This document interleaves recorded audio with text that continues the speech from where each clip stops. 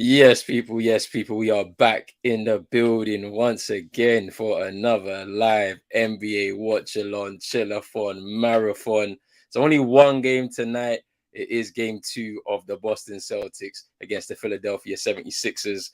CM is back in the building, back here to give some more commentary, for some more laughter and some more action to cover as well. What are you saying, bro? Man, it's good to be back. So much has happened since the last time I've been here. Literally, I mean, we're talking about the Denver Nuggets taking a 2-0 lead against the Suns. Philly, James Harden dropping 45 in Yep. game one. The Lakers and Golden State series started in the controversy that came from the end of the game, shenanigans and all of that stuff Yeah. there. A lot of stuff has happened. New York, Mm. being able to get back in the series. So a lot of great basketball has been played. It's good to be back. Big up Ronan, everyone in the chat once again. Big up Chino too. Yeah, come on, come on. I mean, yeah, there's been a lot that's happened over these last few days. Obviously, we got the MVP Mm, announcement with Joel Embiid yes. securing his MVP for this year. And he's back tonight in the game Mm-hmm. against Boston. So it's going to be interesting to see how he contributes to the way they play.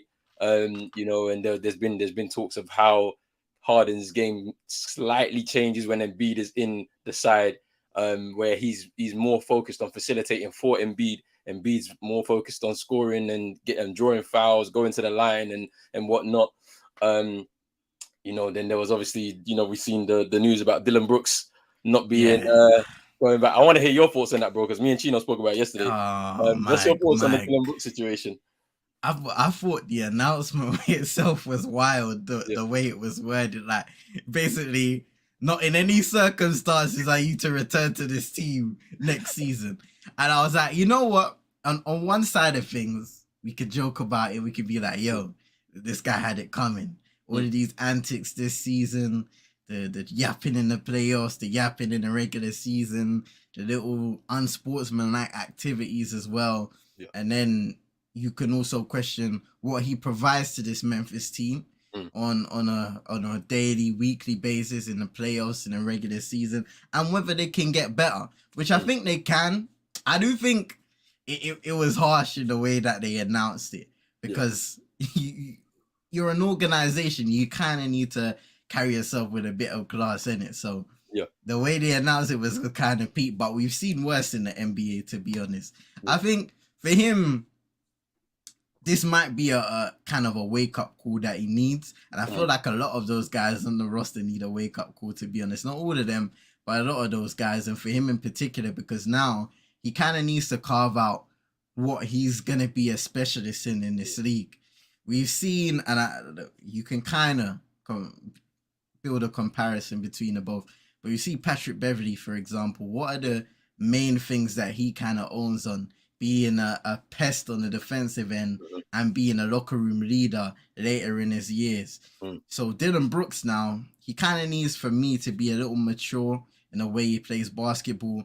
If you want to be a defender and a specialist defender in this league, double down on that. And also offensively, because I was hearing some stories talking about he wanted a bigger role yeah, on the offensive end. Some of the games I've watched on Memphis, this guy gets his shots in. yeah, Like, so there's some games where he will attempt more shots than John Morant. yeah, So I don't know what he's talking about in regards if that is true. But yeah, I think it's a wake up call for him. A mm, lot of the funny memes on social media, I'm not gonna lie, but yeah, in the heart of hearts, I think Memphis can find a better guy in yeah, regards to that, and and that is that. yeah, Maybe they could have handled it better, but that is the ruthlessness of the league. In the end of the day, we've seen players that are near enough at the top of their game or feel like they've given so much to an organization, and in the end they've come back around and said, we don't want you anymore, we've traded you away out of the yeah. blue. Yeah, I mean, we were just talking about yesterday, and it's just to kind of sum up my thoughts on it. It's just that the one that story that came out where he said that he wanted a big offensive role. And I'm like, I've watched games similar to you, and I'm Yeah. saying you're taking a lot of shots, and none of them are going. If you're like, you got to kind of choose where your attributes kind of lie and where the Mm-hmm. strengths are. If you're gonna be if because the thing about it is that like he says he wants to be more than a 3-and-D guy, but it's like you don't even hit threes. Like so Yeah. what do you know what I mean? Like so you have to choose one or the other. Like are you gonna be a two-way guy? Or are you gonna be someone that's just on the defensive end and just gonna lock that down and put clamps on people and be known for that, or what? Like so it's gonna be interesting to see what his next career step is in the league. Yeah. He's by no means finished. Obviously, we've seen a lot of the memes. Yeah. But he'll definitely have some value to some teams in the league. But where he goes is going to be interesting for next. But then let's talk about last night with the Lakers getting the victory on the road against the Warriors. I don't know if you caught any highlights or anything like that, but what did you think of the way they approached the game? Obviously, AD with a standout performance for the team. So what was your thoughts on the game in totality? I think the Lakers, they did a good job of attacking the paint, which is where they're going to have to showcase their strengths. It helps when Anthony Davis is in prime AD mode, 30 and 20, great performance on that side of things. And then you had a few other guys like D'Lo, Dennis Schroeder off the bench who were able to contribute. LeBron didn't have his best game, very perimeter based. So it's something that I've observed during these playoffs. He's taken a lot of shots from beyond the arc, some jump shots from the mid-range as well, not really attacking the paint that much, which is probably something we'd like to see a bit more. But the Lakers were able to get it done, even with the onslaught of Golden State threes that were coming in that fourth quarter as well, when they were able to bridge the gap and get it level again. The Lakers somehow were able to close that game, and they did well because hostile territory, they're able to steal game one. And we'll see what happens in game two. But it's going to be an entertaining series. Regarding the Jordan Poole shot, I'm not mad at it because we've criticized him a lot for how he's played during this playoffs. But in this game, he was good. He contributed well. Now, could he have potentially tried to get closer to the 3-point line? Maybe. But the way I saw it is he's in rhythm. He catches the ball. That could have went in. No, and I he don't ended want to up hear missing none of it for the that. The game. way I saw it is he listened to you on stream talking about half court shooting 7 for 10 from half court. Fam, That's what he but heard. he never did my training regime. But my thing is this, yeah. Steph is getting double teamed. Clay's way out of. You can't pass in the ball. It's just you, and you can't give it to Draymond because what's Draymond gonna do? So you got to take the shot. That's what my take. But you got to take it. Like they're trying to. It's because the clip came out, where like Taylor Rooks was like, "Wow, what are you doing?" But it's like, bro, Steph had the ball and then he had to pass because he's been double teamed. Clay's not in a position to take the shot. It's only you because Draymond's not taking that shot. So take the shot. He missed. I feel like people were saying, "Oh, well, there was time on the shot clock to create something." That's subjective though, isn't it? Because you're gonna take a dribble. And what? Like, do you know what I'm saying? You take a dribble and then that's like 3 seconds gone, Then what now? Like, you got to get it off. Like, and it's like, I know Steph is like a master at moving off the ball, but does he get into a position that's actually going to win you the game? Like, probably not. Like, because he has to run around the arc and then kind of get into a position on the other side for you to pass the ball. You got 7 seconds left. Like, you're not going to be able to do it. But it is what it is, man. It's tough, but what a game that was, though. Yeah. What a game. It was a game. So it was a really good game to watch. I mean, just seeing how the Lakers were able to continually score points in the paint, as you mentioned. I think they scored over 50 or maybe 60 in the paint. And the thing about it is what's going to be crucial is AD. If he can play like that across the series, I think the Lakers have got them. Just because the Warriors can shoot from 3 all day, and that's fine. But if they can't contend with AD at that level, because I mean, Kevon Looney, he grabbed a lot of boards last night, but there's a contest at least. There's somebody in there that can actually fight with you on those boards, and we saw that on numerous occasions when AD would come away from the ball off of both ends. So it's very interesting to see what happens there. We're definitely gonna need the likes of Klay Thompson to perform better because I believe he shot in the 30% in that game. Just he was aggressive, but not the wrong kind of aggressive that we've seen from Klay Thompson maybe quite a few times since he's returned from injury. He needs to be a bit more efficient with his shots, with the shots that he's taking and making, because he does take a lot of difficult shots from time to time as well. Andrew Wiggins, he had 15 points. I think he was stuck on that for quite a while. Yeah. maybe if you get a 20 piece, which he's more than capable of from him, you have a better chance of winning. And you know, like you said, bro, the 3-pointers is what got them back into the game. And they took, what, 50-something threes in the game, and they almost shot 40%. Whereas the Lakers, I think they were in the 20s, and they didn't shoot well from free They at were all. very bad. They were very bad. And so, like, the thing about it is just making the adjustment early, man. Just go for it. Go into Yeah. the paint, like, because What you taking no man shots. saying though? Big up, man. Yo, Chino, what you saying? Chino. All right, Chino, just discuss Yo. the Heat. Just discuss the Heat, man. What's Jimmy Butler saying, man? Is he ready for Game 3? Is he I'm ready? good, bro. Jimmy is good. Bro, the Knicks suck. They stink, bro. Bro, that's a no Jimmy, no Tyler era, no Victor Oladipo, bro. And they were full Hey. health, bro. And Shout out to Caleb Martin. Yeah, shout out to Caleb Shout Martin. out to Caleb Martin. Gabe Vincent as well. Gabe Vincent was good last night. And shout out to Kwame Bam. Oh my days, you know. Man like Kwame Bam. I allow Bam, 10 shots, bro. 10 shots with no Jimmy Butler, bro. 10 shot attempt, bro. With no Jimmy you know what? Butler. Yeah, I think we're gonna have to acknowledge that potentially that's just his role in this team. You know, like what you were saying earlier in the season, bro. I think that's just his role because there's no way without Jimmy Butler. He's not aggressive. It's funny you said that because I literally woke up this morning, woke up, blah blah, grabbed my phone, and I was laying down on my bed, and I was like, you know, like looking over all the ESPN over the night that comes in, and I'm like, yeah, that's probably Bam Rowe, you know, because I saw the Bleacher Report was like, Adebayo 10 shot attempt with no Jimmy Butler, and I was thinking like that's probably gonna be his role, you know, like for the rest of the time with the Heat, just worry about defense and similar to like the Draymond Green role on the Warriors.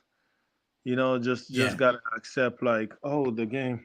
Just gotta accept like, he's not that guy. He's never gonna be that guy. So I accepted this morning, bro. Yeah.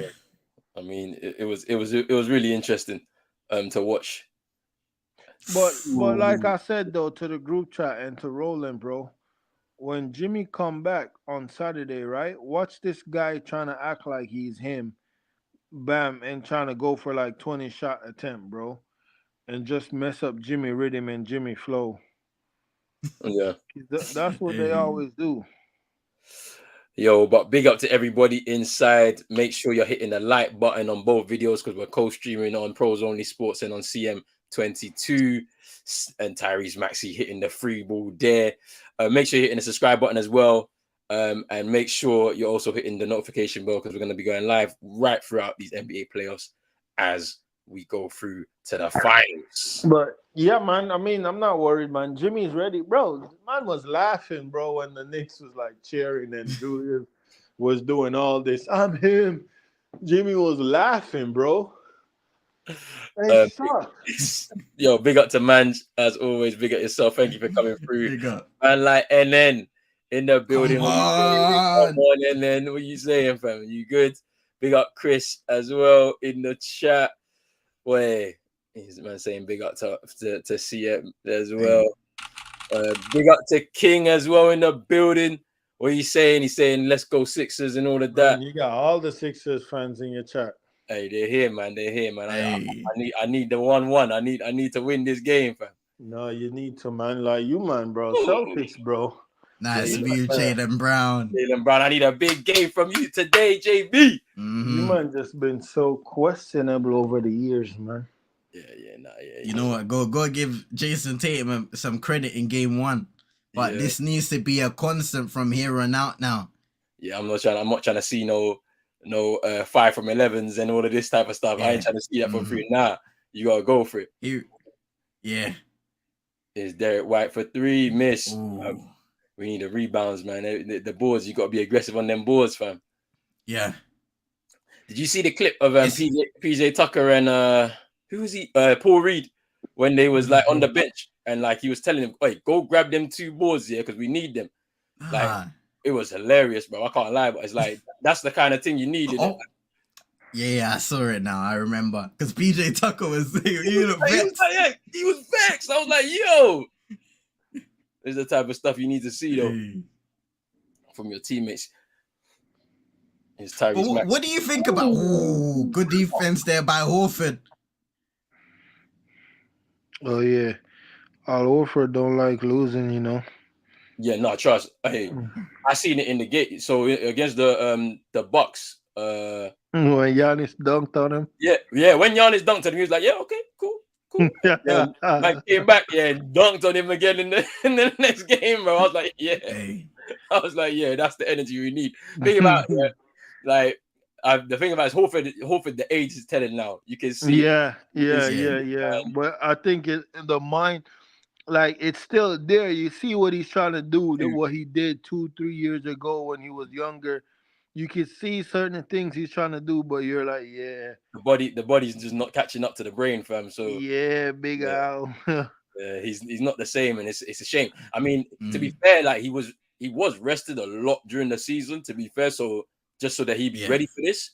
However, I don't think the tactics have worked in his favor from the coaching staff. Where Speaking of, what do you think about what Smart said about Matula, bro?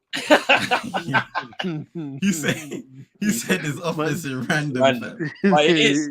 But I swear it is because bruv, I'll even talk you through a play when we get the possession. Yeah, I'll talk you through the play, and you can completely see that nobody knows what they're doing. Man are pointing, but man are running off the ball. Like no one's just. It's weird, fam. It's weird, but it works for some reason. It's weird, but it works because come on, you can't win 55 games and it be totally random. It's crazy because, like, you see a lot of the time with coaches in the NBA, like they're on the touchline, but they're not barking out orders as much as he does during the game. Like he's up and down, pacing up there, directing guys where to be constantly. It's crazy. Yeah, it's interesting, man. Like I don't know. Maybe it's a thing where they don't respect him. Maybe they don't respect him as a coach, innit? Like it could be, and and it's now starting to come out a bit. Like I don't know. You know what's funny? It's funny because. Go ahead, Sheena. No, go ahead, CM. Go ahead. Oh no, I was gonna say it's funny because the same thing kind of happened with Ime, but then towards the end of the season, as Tatum gets the and one layup, towards the end of the season, that kind of run cemented the faith they had in him. So is that a problem with the team itself, or maybe do they have to earn that respect for the coach?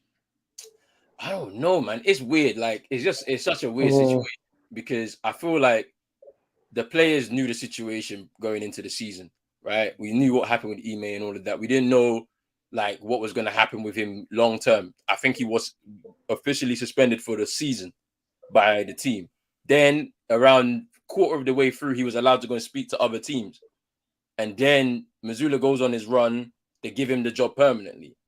So at that point, the players now have to be like, all right, well, we have to buy into whatever's going on here. And yeah, see what happens from there. But are the players, do they respect him? I don't know. It's hard to tell, to be honest with you. Derek White missing from 3. But yeah, I don't know, man. Yeah, he's been trash. Who, Derek White? Yeah. Last game he wasn't good. But watch Miami win and he show up, bro. I'm telling you, bro. Someone is just waste, man, bro. That's the thing with the Caleb Martin thing. Like Caleb Martin against the Bucks, for example, just showing up because it's the Bucks. You get me? Like just some players just switch on when it's like when the heat is on, innit? It's one of those things, isn't it? Like,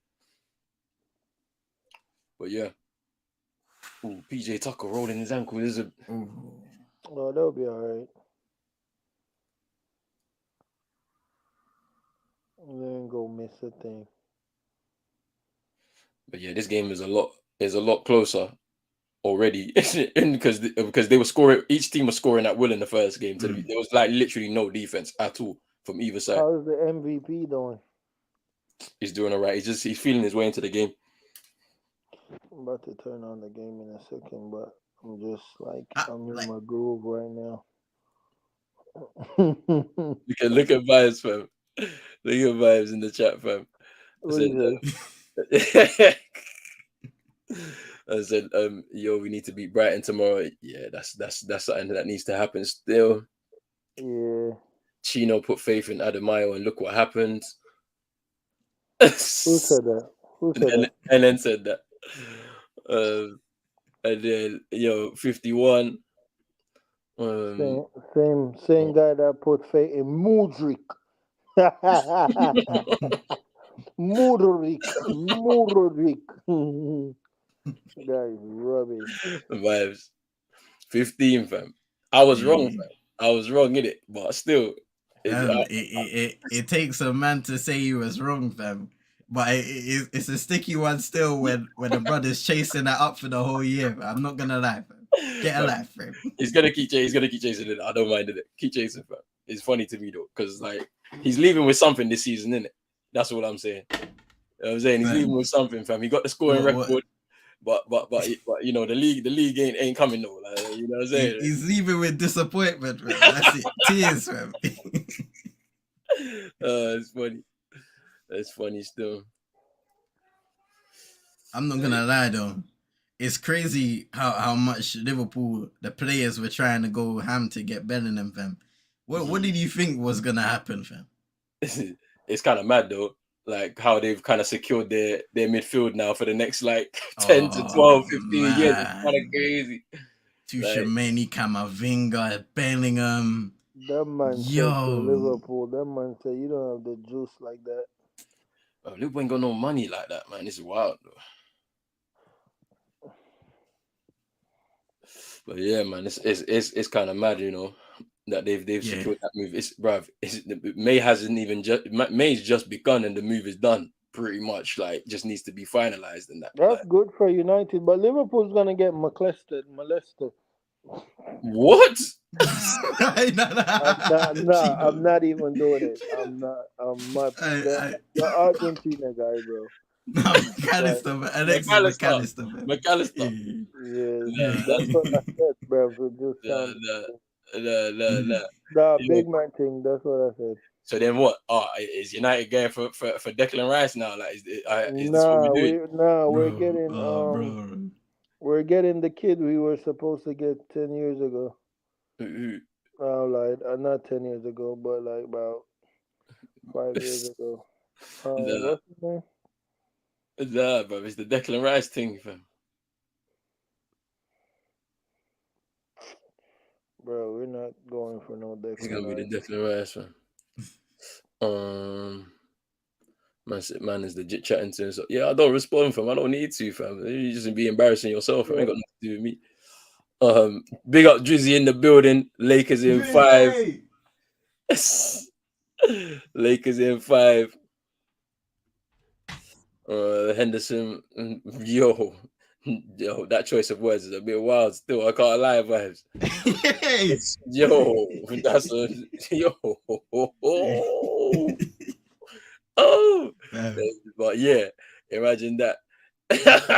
yo, that's wild. I don't know. Man, you're either EOP, fam, or you're some good maestro. You got terror cards in the back pocket, fam, because every single game. Negative, bruv. It's just we're losing every game, bruv. Nah, man, have some faith, bruv.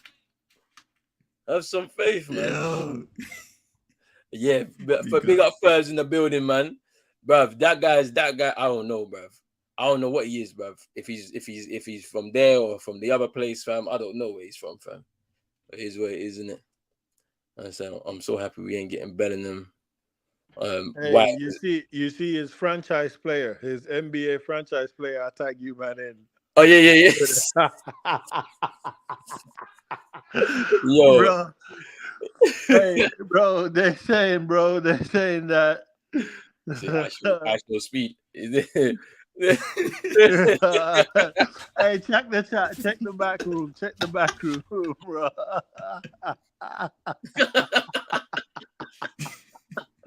yo. Why they doing Scotty Barnes like that, bro? That's mad, fam. But what? Chino, you talk about Wesley Sneijder, yeah? From before. Wesley Sneijder, fam. Who is that? Bro, you know Wesley Sneijder, fam. Bro, the player that United been chasing for 50 years? Yeah. Oh no. Nah, I'm talking nah. I'm talking about Caicedo, bro. Oh, I'm about to say, fam. Hey, nah, Bro, I've seen a picture of Wesley Snyder, bro. Man got a beer gut, bro. bro, people be fat shaming him, fam. It's crazy, fam. Yeah, fam. I mean, I don't get it though. I mean, he was like fit in his playing days, but like sometimes someone, bro, you know the torture that like these athletes go through, bro. Sometimes they wanna just eat certain things. They don't even care. Yeah, true. It's true, man. Takes a crazy level of discipline to be keeping that fit for 10+ years. Nice play up by Jaylen Brown. The thing is, right? He got money. He could just get on a program again and just like wait in his house and start lifting, and you know what I'm saying, he's back to normal. Yeah, but do you know the boxer Ricky Hatton, for example? That guy, yeah. Whenever he'd box, he's always in shape. Whenever he wouldn't box, just lets himself go. Man will drink, he'll eat whatever he wants. Like just like the UFC fighter you man have, Paddy the Body. That Paddy the Baddy guy, yeah. It's the truth, bro. Like certain man, that's what they do, innit? Like, I mean, we complain a lot about Luke Shaw and professionalism over the years and that. Like, man, when he's not on it, yeah, he's be doing whatever he wants, drinking whatever he wants, eating whatever he wants, and then it's kind of like, you know what I'm saying? But hey, I mean, I don't blame him, innit? I don't blame Wesley Snyder for enjoying life. Sometimes man just want to enjoy a nice cheeseburger, bro. You've been playing football for like 15, 20 years, yeah, and you have to be strict with your diet. You will be strict with your training regimen. It's hard, man. Like some people can't do it, bro. So you know what I'm saying? It's one of those. Hey, man's moving like an EOP, even though I said 3-1 Brighton. Yo, let's see, man. I don't know, innit? We need to win though. It's crucial that we win. Did Liverpool win today? They won today, right? Yeah, 1-0. Yeah, of a dodgy penalty, bro. Yeah, we need to. You know what I'm saying? They're only 4 points behind us, I think, after that win. So just need to be careful. Because I think we need 3 wins and I think we secure it still. Yeah, this game is a lot tighter, bro. I can't lie to you. Because by this point in the first game, yeah, like it was like probably 20 a piece, bro, for each team, bro. No defense. Bro, do you just see that drone that flew on the court like a couple minutes before? Bro, I'm like, I'm not understanding this at all. What is all of this, bro? They're trying to get the angles, bro. Like the angles, bro. Like what the hell, man? It's a bit mad for him. Man, a flying drone. Imagine somebody just gets a crazy brick, fam, and he hits the drone. And then McAllister's, he's got Scottish, I think, in him. I think he's like a great grandfather that's Scottish or something like that. Mm-hmm. That's why his name is McAllister. What kind of man have things inside of him? Wait, what? Pause, big man. The man have things inside of him. Yo. Fire for that.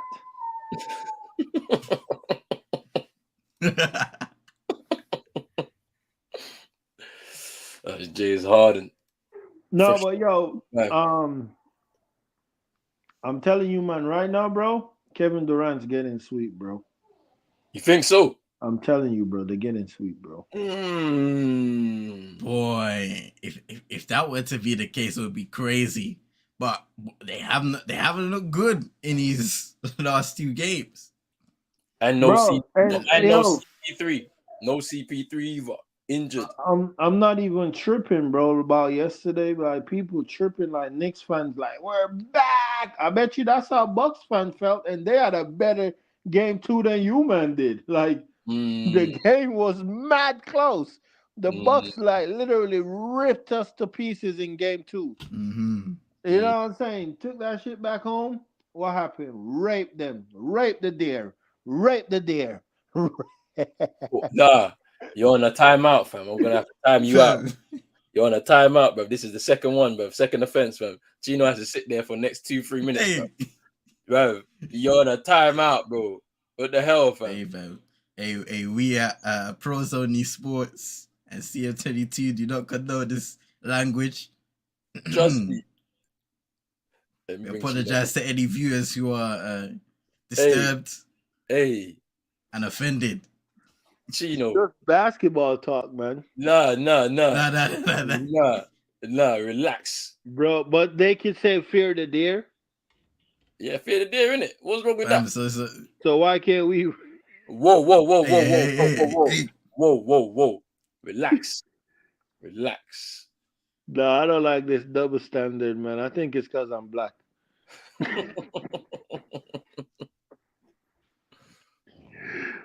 I don't like this double standard that's going on right now. It's the new world order, fam. You have to follow it still. Be a bot, Chino, fam. Be a bot. Send. My tweet was sent from Earth. Bro, you see that? You seen that thing now, innit? Bro, Elon is on another planet, fam. He must be. It's Canadian. It's a Canadian thing, isn't it?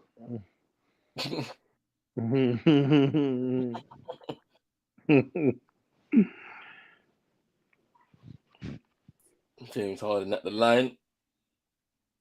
Both teams in the penalty though. Already.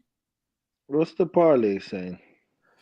Ooh, yeah, Chino, you had that parlay from yesterday. Some of them carry into today.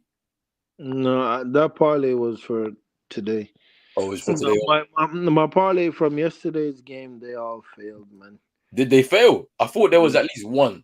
Ooh, JB's having one of them games so far. Them man all failed, bro. Fam. When the fun stops. Actually, I've been winning money, CMs, because my account went from $15 to $75, and I didn't put no money in, so I've been winning big, man. So when the fun stop, kids don't give up. Hey, hold on, because this is the crucial moment of the lifetime where you make a decision. Do you cash out with that 75, or do you keep on going in order to make more? Keep going to make more. Say no more, Chino, fam. We want to see you up. By the end of next week, I need to see 250 in that account, fam. Oh, bro. If Jaylen Brown and JT do their thing tonight, man. It ain't looking that way,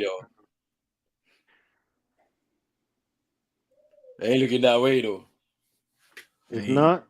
Nah, I don't think it will, man. I mean, JB, yes. JT, maybe not. Not tonight. It don't look like it. You never know. He could have a late game explosion. He might. Is Embiid playing? He's out of the game. Yeah. Right now. He's yeah. He seemed like he got a block early on, but he hasn't really been as aggressive offensively, taken a couple shots, but nothing much from there. They might be trying to ease him back into the game and offense. We'll see. We'll see. Bragg didn't go up with that. Harden shot that. You man cannot go to Philly down 2-2, bro. Nah, yeah, we can't. Not 2-2, down 2-0. Down 2. Yeah, we need to win tonight. I think this game, I mean, the last game was close. This game will also be close. Like, I don't see us going on you never know, but it's just, I'd rather just win. I don't care what the difference is between in points. Like, just win the game, then go back to Philly, and let's just do what we need to do, man. Like, let's go split the road games there, man. Yeah. Look at the chat, bro. Hey, man, I'm even wild, fam. I'm seeing all sorts of stuff going on in here, fam. Bro, I see Dylan Brooks' statement in the chat, bro. Ni hao, ni sha mi, Yo. Dylan Brooks. Nah, they doing Dylan Brooks dirty, though. That's a future Heater, though. What, you want him at the Heat, yeah? No, Pat Riley does. Because by the time he wake up, that's gonna be the only thing on the table left. Bro. He's gonna have to take what he get. Bro.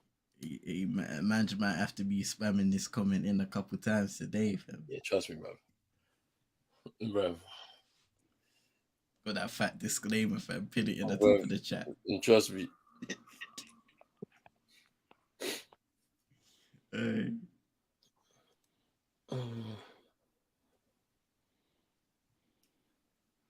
Oh yeah, see, what's your thoughts on Embiid and the MVP, because we didn't get your thoughts on it, bro. Yeah, well deserved, man. I think, and I think it was who made the point. I think it was Chuck in the end who made the point. You know, all of the guys deserve to be in a running for MVP, whether it was Nikola Jokic, Giannis Antetokounmpo, Joel Embiid. In the end of the day, Embiid's been a runner-up, I think, for the last 2 seasons.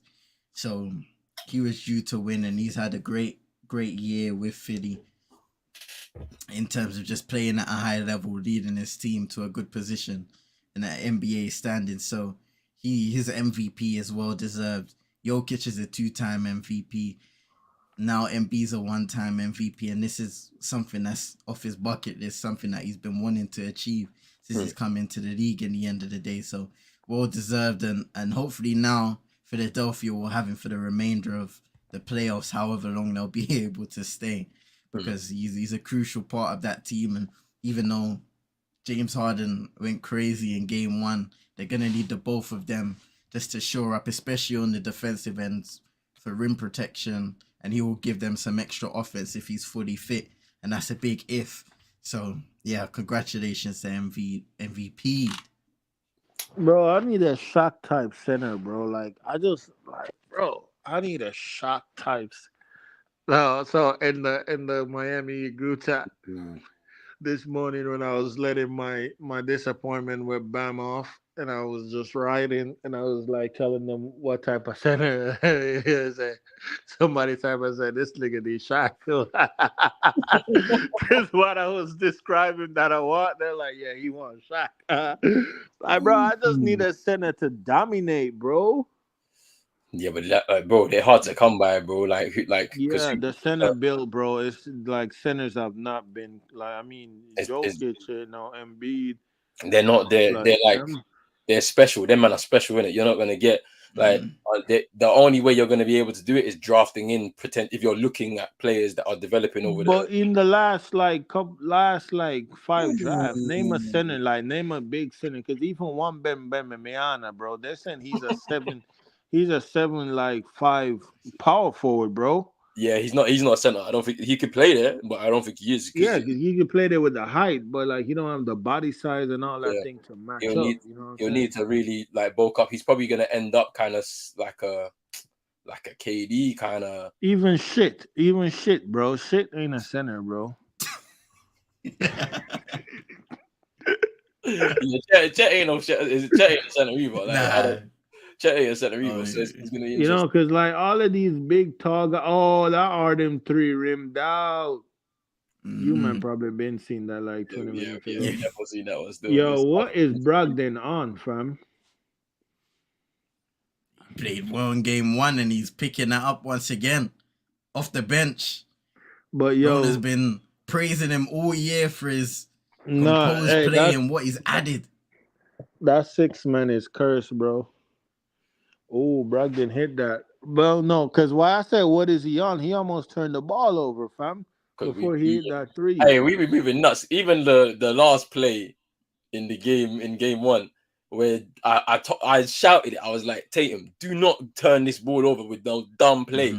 That's double. Bro, but I'm saying, why didn't they just take the turnover? They were up 1, bro. But the shot clock expired still, though. The reffing, bro, Scott Foster, bro. I don't want to see him at another one of our game, bro. He probably about to be game 3, Philly versus Yeah, he's probably about to do y'all game 3, bro. So you better win this one. I know Scott Foster's performance was nuts. I can't lie to you, bro. I'm seeing Josh Hart get pushed by his own player, and it gets called a foul. No, Josh Hart pushing his own player. He pushed Heidenstein, bro. I thought it was the other way around. I thought Hartenstein pushed Josh Hart, and then how is that a foul on Tatum? Nah, I said offensive foul. They said he led with a shoulder, innit? How? And it didn't look like it to me, boy. That's what I'm saying.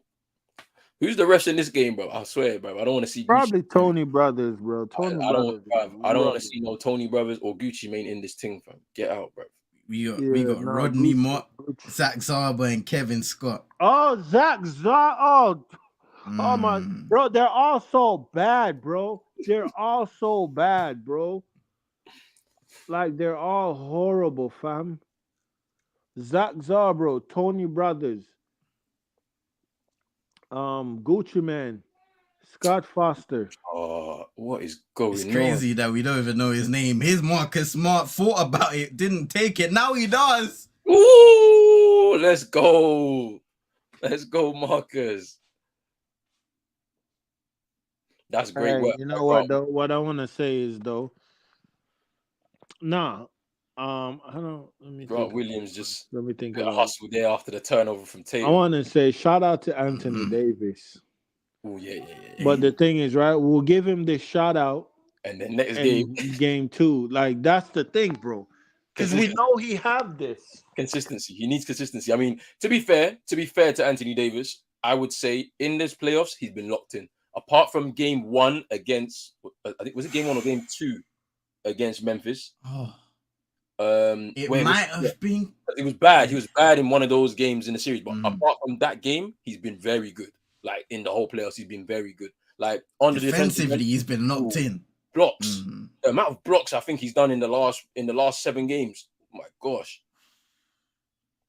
Embiid defense. Ooh. Oh, Smart with a fadeaway to end the first quarter. There we go. Boston up 28-22. There we go. There we go, Marcus. But yeah, this don't look like a JT game to me, boy. I can't lie to you. He just don't look locked in. Like he's not understanding that if you're one of the danger men on this team, clearly, whenever you have the ball, you're gonna get doubled. So what you should be trying to do is just facilitate for your other teammates. Let them take responsibility in terms of scoring. And even with yourself, draw the fouls. Just drive into the lane, draw the fouls, go to the line. You could pick up points like that too as well. So it's like, you know what I'm saying? Like, it doesn't have to be hero balls, bro. You know what I'm saying? But yeah, man, it's interesting, man. Like I think AD's been pretty good. I don't know like what other people's thoughts have been, but it was only one game in that Memphis series where I thought he was pretty bad.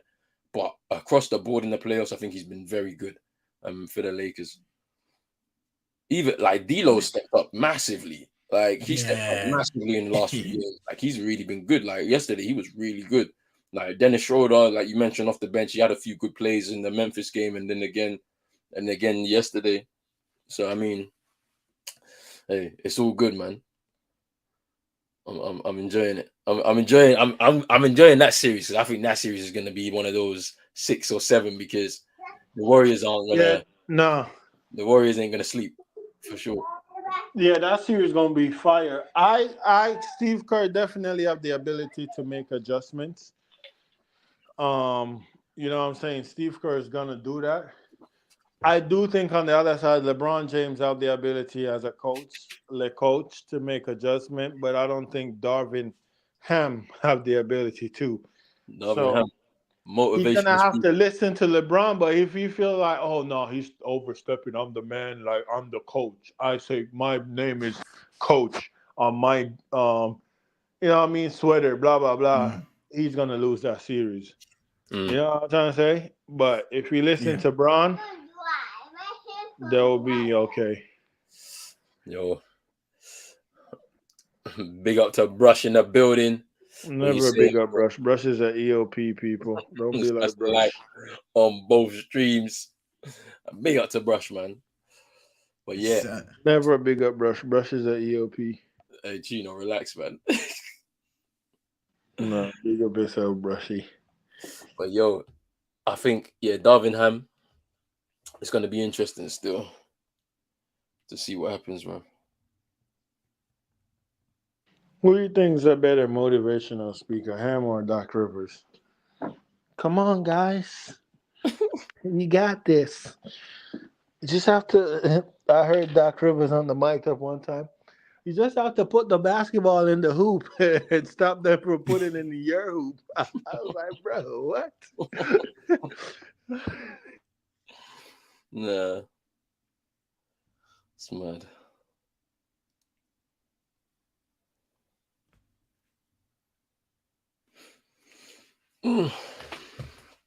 Boston lead 28-22. It's been a good game so far. Let me have a look at this box score though. Not much going on. Let's see though.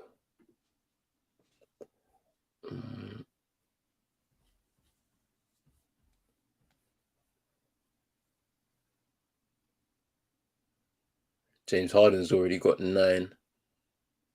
Joel Embiid with 6. 2 points for Tobias Harris. 3 for Tyrese Maxey and 2 for DeAnthony Melton.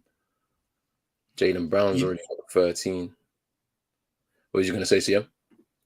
No, I was going to say quickly, I thought that we should give some credit to Tobias Harris, you know, because it is easy to ridicule him or kind of criticize the way is. That's a good lob there to Marcus Smart by Tatum. Reverse slam. But yeah, quickly, it's easy to criticize him, but I think he himself is another guy who stepped up for Philadelphia when they've needed him in the absence of Embiid. Nice layup there by Maxey.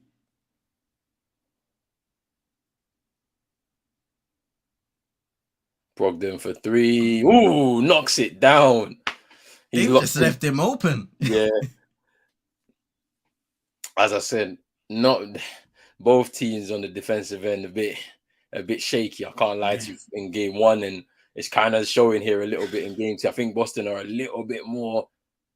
I think with Rob Williams, kind of his presence was missing a lot. To be honest with you, in game 1. Tatum. Oh, what a block by Embiid on Tatum. Here's Maxey in transition, stepping through and laying it up and in.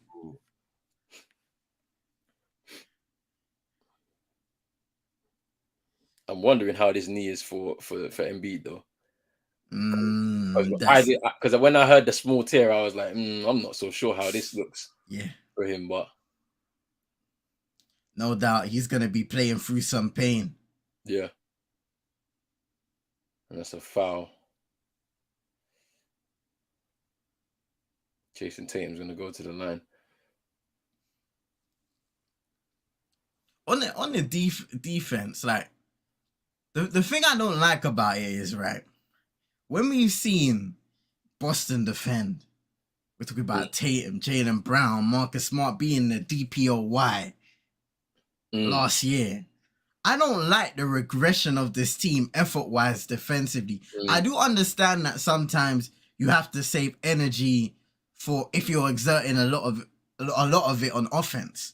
But when you have showcased the ability as a team, as collective and individuals to play the defense that they were able to do at the latter stages of that season with Ime Udoka and into the playoffs, I just don't like the regression that has happened with this team. I think it's just because Ime was we saw it at points in the playoffs last year. Ime was on that sideline, literally coaching these guys through these defensive plays, and I don't know if that's the same thing that's happening with Joe Mazzulla. The thing about it's kind of confusing at times because for Marcus Smart to be like, oh, it's random. The offensive plays are random is kind of interesting when you hear it, because sometimes you see it, and then it's kind of disrespectful. But then at the same time, on the defensive end, sometimes I'm not seeing what's going on because, like as I said, the Trae Young matchup with Al Horford, it's a big mismatch because Trae Young is quicker on his feet, he's quicker across the ground. So why is Al Horford on him? You know what I'm saying? It was very strange to see that. I don't like the regression, but remember, bro, we were watching. We either were doing a show or we were watching the game between the Celtics and the Cavs, and it went overtime. And I was telling you that this year I do not expect to see the same defensive type of basketball that I saw last year under this new coach. I think we have good offensive weapons, and we'll probably outscore most teams. But if it comes to a situation where we need to lock down a team, try and keep them under 100 points or something like that, it's very rarely going to happen with this team. Like, and it will become a lot more worrying in the games later on into this playoffs if we even get through this series. Do you know what I'm saying? Mm-hmm. So we have to wait and see. Embiid has had tears in his knees for years, and he's opted out of surgery because he doesn't want to go under the knife anymore. You can see the blood coming through his knee pads in some games.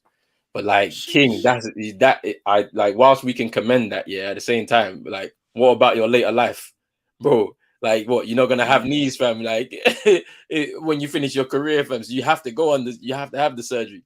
Like, you know what I'm saying? You might as well do it now whilst you're kind of under 30 years old, because once you hit 30 and onwards, it's gonna be longer for you to recover from a surgery. Do you know what I'm saying? It's mad interesting still. Big up Yank in the building, said that was the big issue with the Kings. We can outshoot anyone, but defensively we are weak. As soon as our shooting went down, then we were easy pickings, and we saw that in the series against the Warriors. Like, you know, in that game, the shooting output was lower than it probably was across all the series. To be honest with you, ooh, that was a layup there for Malcolm Brogdon. He just misses. That is not a foul on Grant Williams on James Harden. That's a clean rip. Oh, Harden. I ain't gonna lie, it's been looking different in this series so far. Yeah, for sure. He's locked in for sure. But yeah, man, that's the thing. It's like with us is the same. If we go cold from shooting, then what happens on the other end? That's the thing. We have to be able to get stops, man, on the other end to be able to make sure we keep the score down. But yeah, Tobias Harris, easy layup there. I think that's part of the adaptations in the game now. I think you have the players smart enough mid-game or even in the first or any quarter, to be fair, to say, all right, our shots are not falling. Instead, let's go and be the defensive team we know we can be, and then aggressive when driving to the rim and drawing fouls as Grant Williams with the triple. Let's go. In the corner. It's been weird with Grant Williams as well, yeah, in terms of game time. Through this playoffs, like sometimes he gets game time, other times he's sitting on the bench, sometimes he's a DMP. You know what I'm saying? It's just so strange, like why he's not been getting enough minutes, because he can contribute shots like that from the corner. Because it's all random, bro. Nice move by Brogdon again, just all easy. Quick move to his right, into position, float game. Tyrese Maxey is the one that's really getting through the defense, just cutting through the defense and getting those layups at this moment in time. James Harden's game has changed quite a bit with Embiid's presence as well. Because he's not taking as much responsibility in terms of scoring.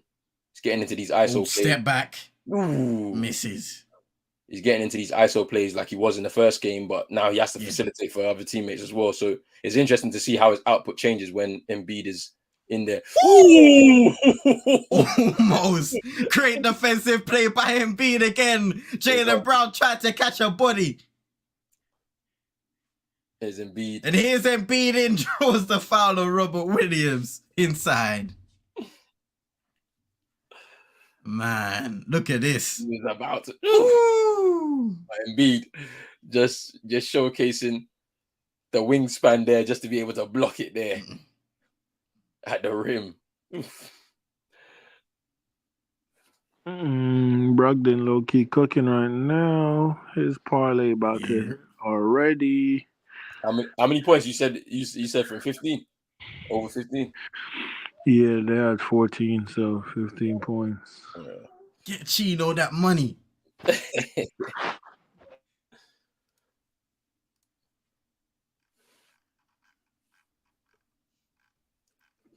Yo, Yanka, you know what? I ain't checked it out yet, bro. I'm gonna try to check it at halftime for sure. But he was locked into those games yesterday, fam. I can't lie to you. He was too locked into those games yesterday. Cause even like that game was close. So in the end with Miami and the Knicks, it was close. Like New York weren't playing with pace, so they didn't pass out too early, which was hilarious. But then Mitchell Robinson had 5 fouls, and I think Hartenstein the same. Tobias Harris finishing there. Embiid is walking away gingerly. His knee again, like, bruv. But Embiid's impact defensively so far in this game has been phenomenal. Blocking shots. And you can see almost guys are deterring from trying to get to the rim. That is what your MVP provides, man.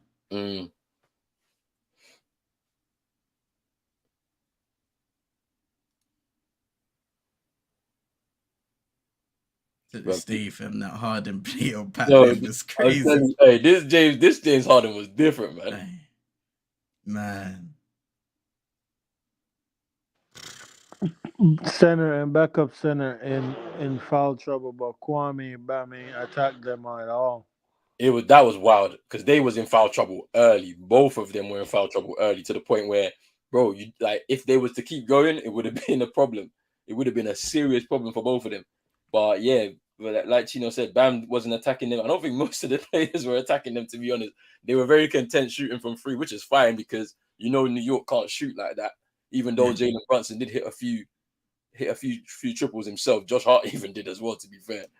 He hit like 2, I think, as well. Hey, this James Harden was different, though. I can't lie. Wesley Johnson crossover, fam. Man was smiling watching him set up for the shot, bro. Nah.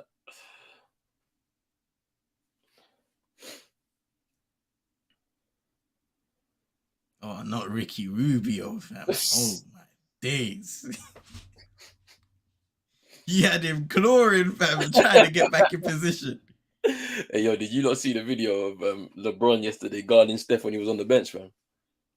Yeah. What is man doing, fam? He was there, like. Man walked all the way to the end of the bench and walked all the way back to the seat. Nah, it was funny. LeBron's funny, man.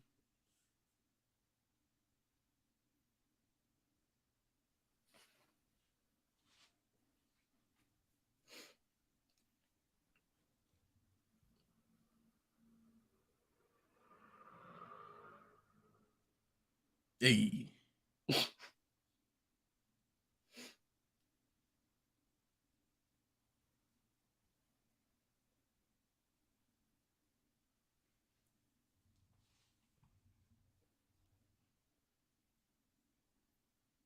Yanks said he's just clowning whoever loses the series game by game. Boy, I mean, it's interesting to see what's gonna happen with that series because anything could happen. Honestly, like the Warriors have not been convincing through this playoff so far, but then they've just got the experience to be able to claw themselves out of a bad situation. But then with this Lakers team, they've grown a lot over the last few months. Since that squad was restructured and everything like that. Now you can see they're a team again. They're like a team again. There's a certain, like, I don't even know how to call it, like togetherness with their unit. Yeah. To the point where and it's very cohesive as well, where on the defensive end, they're covered. Offensively, they're they've got their weapons as well. Like, and it's actually come good at this point in time of the season. You know what I'm saying? And they needed that because even Jaylen Brown triple. This is his day. It's his day today because he had a good start and then he kind of tailed off. I think 18 points at the end of that game one. Yeah, I needed to change my picture to a real killer. I'm tired of looking at that soft baby shit boy on my screen. See, this is a man possessed. This is the face you're making when there's 4 seconds left in a game and your team is losing by 5. Nah, bruv, he's Jimmy's acting like his father, bruv. And I took that personally. Trust me. I'm telling you, bro. Watching game 3. If he's actually back in game 3 and starting the game, oh my days, bro. New York won't know what's gonna hit them. Trust me. Oh, nice pass by Harden to Reed on the other end with the 2-handed jam. That was a good assist there. Good outlet pass from James Harden there. Here's Tatum. It's Tatum now. Ups to drive inside. And that may be an offensive foul. Let's have a look PJ Tucker drawing the foul. Let's have a look at this.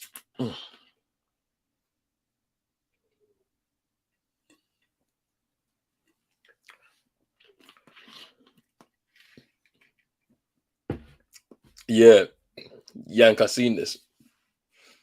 But we were saying, this is what I asked. I asked the question, right, JT's got 3 personals. He's taking a seat now. Draymond tried, because didn't Draymond always say that if it was LeBron gonna break the scoring record and the Warriors were playing at the same time, he's gonna go see LeBron. Like, he actually was gonna do it. Ooh, blocked by Horford. Here's Derek White just flicking it up. And he's fouled. So he actually was Draymond. That's actually surprising. Draymond was about to go to the game. Yeah, man. He was like, yo. Well, I don't know about you, but I'm trying to see history, fam. 2 of Tatum fouls offensive foul. Yeah. And then Steve Kerr had to stop him as well. Steve Kerr told him, "Nah, it's disrespectful to your teammates if you go to the game, fam." But then, like, this is what I'm saying. Behind the scenes with the Warriors, there's been stuff going on all season. Like, obviously, even from the start of the season with the whole Draymond Green and Jordan Poole situation and all of that. Yeah, I mean, yes, it's been an interesting year for the defending champs. No doubt about it.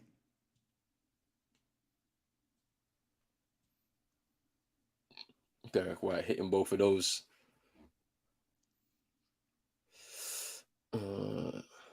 Yank saying, I got an over-under bet for you. Over-under 3 times Draymond has got scuffed. And he's hanging with LeBron. Yo, that's wild. Yeah. Yo, that is wild. Yo. Let's have a look at this here.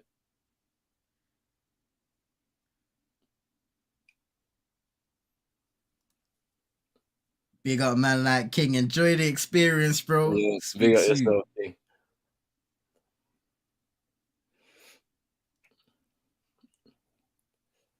Man, bro, this drone is pissing me off, bro. He needs to go somewhere.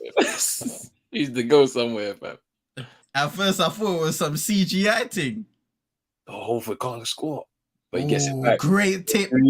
Oh! And hyping up the crowd. Timeout Philadelphia. 50-38 in TD Gardens. Yeah, this is what I want to see, bro. This is my team. Now, don't let it slip. Because that's where that is what's happened a lot this season. You be cooking like this, scoring, and then you let the lead slip and it becomes a close game, and then man are scattering and all of that. Then you lose composure. Nah, I don't want to see that. Let's go and kill this game. Composure, lads. Composure. Composure, lads. That's it. Even that should be rooting. Nah, he wants the Sixers to win because he knows. He knows. Even though, but to be fair, we've been saying this. I've been wanting us to run it back. We've been wanting let's run it back, man. We need it because that game went 7, bro. It was just that close. This close. Either or. Let's see though. Oh, back in another. Big out. Bro, I just saw big out. So let me get it back. Splash. Hey, why are Horford and Derek White, like, not Derek White, I'm tripping. Dylan Brooks' farm look the same, bro. The way they spread their legs. Why Dylan Brooks shoot like that, bro? It is so ugly. Yeah. It's the ugliest pull-up I've ever seen, bro. I haven't played 2K in so long. I bet you they have that in the game. Imagine someone run down on you in the wreck with the bro, pull up, bro. His legs, bro. It's weird because it's like he goes up in one motion and then he does a star jump, fam.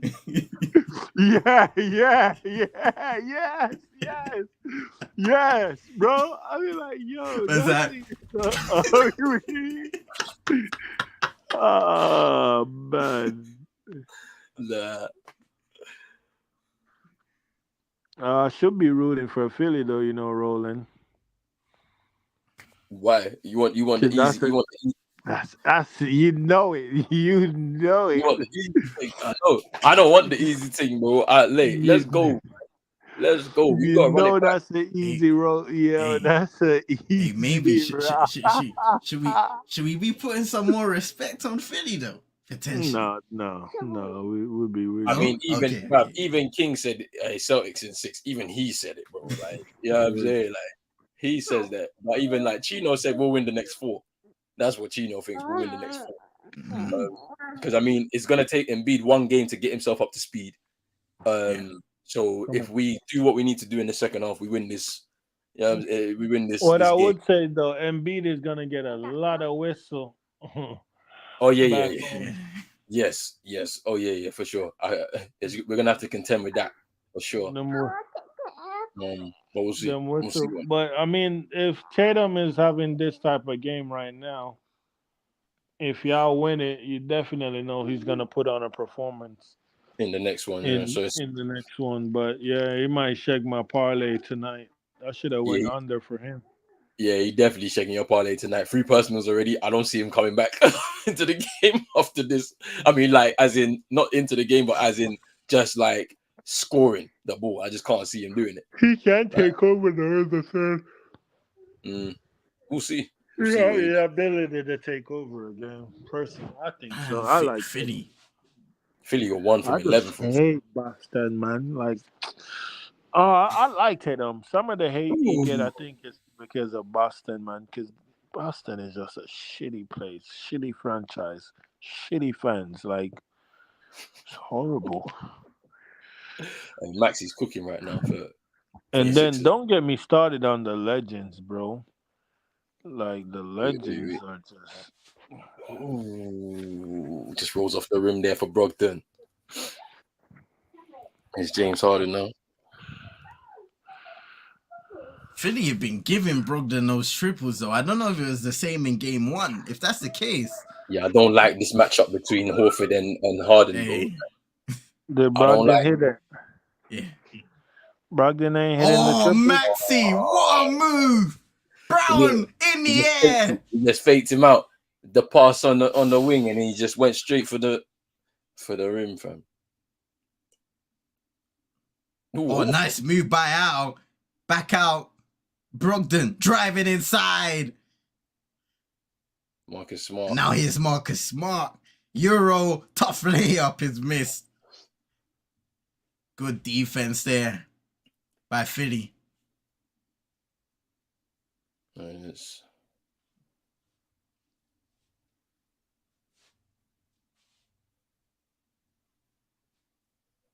Oof. That was nice for Tyrese Maxey, I can't lie. Look at that. Just takes the bump. Boom. Out for the layup. Okay, yeah, illegal screen by Paul Reed.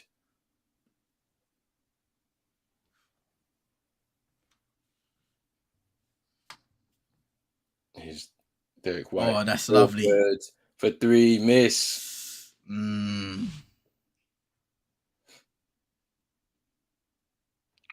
Moxie's cooking. Hey, I'm seeing something about Embiid and Trey Young and liking Instagram and following and blah blah blah. Trey Young deleting all his stuff off Instagram for the Hawk Ooh. stuff. So I don't know who they're gonna trade, Maxie, or they're gonna pair Trey Young Oh, and hell because no. Harden is If going. I'm Philly, bro, Maxi's more valuable than Trey Young right now. Surely. Like, he would never do that. But then again, it's Philly, bro. If they would do that with Grant Williams, just a bit too aggressive on the hands there for Tyrese Maxey.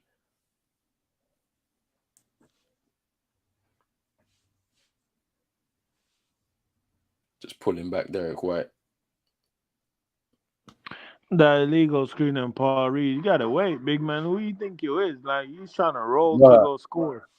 Maxi's on 3 personals as well. Like because he was close to fouling. He was close to fouling out in game 1, where there was a review on a challenge. There was a review on a screen that he set. Not a screen. Yeah, it was a screen, and it got overturned. He was on 5. He could have been 6, and he would have fouled out the game. So he's on 3 now. So he needs to be careful.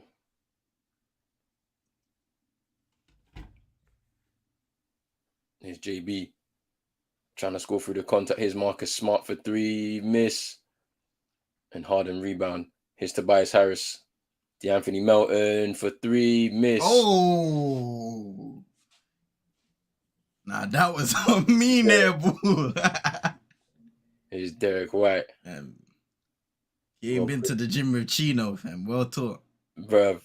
Here's James Harden. Embiid throws it up. Yeah. Proud. Wait, you say he been to your training camp? Oh, he ain't been to my training camp with those kind of air balls, so I'm telling you. Man is getting nothing but nets shooting from full court. We don't play around these sides, man. You say that's rolling training camp? Brother, I ain't got nothing to do with this. You trying to bring me into this, fam. Don't worry about me. I'm not doing no half-court shots, bro. Because bro, how Philly need to fix this, bro? But they have the mechanic on the bench. They need the mechanic on the court to fix this. Man, like Dwayne Dedman, you know. Bro, man, we should have kept the mechanic, fam. Bro, trust me, bro.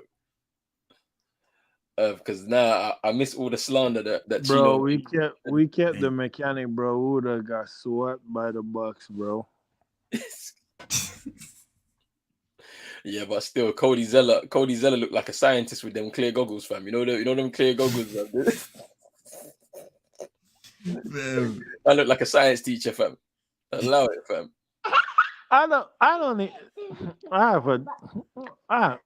I have something to say about Embiid, but when does it get annoying though? Like, when do you say it come to a point when you say, like, brother, like, can you just play basketball and show me you can score? Like, running into people to get fouled to go to the line, shooting 15 free throws a game, not like you're shocked where they're just pulling you down. It's like you literally just running into people to get free throw, bro. Like, when does it start getting annoying to the fans, bro? D White go on for 3, knocks it down, and it's a 10-point game. 58 seconds to go in the half. So nobody's gonna answer my question. What, Embiid? You say when does it? At one point, does it get annoying? Yeah. You're not winning, innit? You know what I'm saying? Like, yeah, I mean, but he's just a way to map. He's got his MVP now, innit? So he don't care. Yeah. But that's the thing, though. But that's the thing why they don't go far, Philly. Like, even when he's not injured, when he's fit, that's the reason why they don't go far in the playoff, because in the playoff the whistles get less. Like, let's say you get 15 in the regular season, you start getting about 7 now. You know what I'm saying? You get less whistle in the playoffs. So now you really have to score. It's Harris. Bump. Mid-range. Gets it to go. 1.7 to go. Can Jaylen Brown get something here at the end of the half? Nope. Short. Boston lead by 8, and it's half time. 57-49. Boy, I mean, on both sides, we got great efforts. Jaylen Brown with 16 early on, 13 from Marcus Smart, ending the first half really well. 5 rebounds to go with that. Jason Tatum, 7 points. Hasn't been ultra aggressive so far in the game, only taking 4 shots. He's made 5 from the free throw line so far, and 10 points from Malcolm Brogdon off the bench. For Philly, we got 13 for Joel Embiid on his return. 5 blocks already in the game. 13 for Tyrese Maxey, 11 for James Harden. He's 0 for 5 from 3 so far in this game. 8 points for Tobias Harris as well. Yeah, it's been a good first half for Marcus Smart and for Jaylen Brown. They're gonna have to keep that up in the third and the fourth in order to make sure that we win this game. Some good contributions from Derek White, Malcolm Brogdon, and Al Horford. I'm liking our strongest lineup is when we have both Al Horford and Rob Williams in there, because it means that we have some height in there so that we can contend with the likes of Embiid, and even Tyrese Maxey when he starts to cut and drive into the lanes. So it's going to be interesting to see how we navigate through this. It's not too much of an insurmountable lead. Philly can get themselves a few threes, and next thing you know, they're right back into the game. So we just need to be wary of that as well, to be honest with you.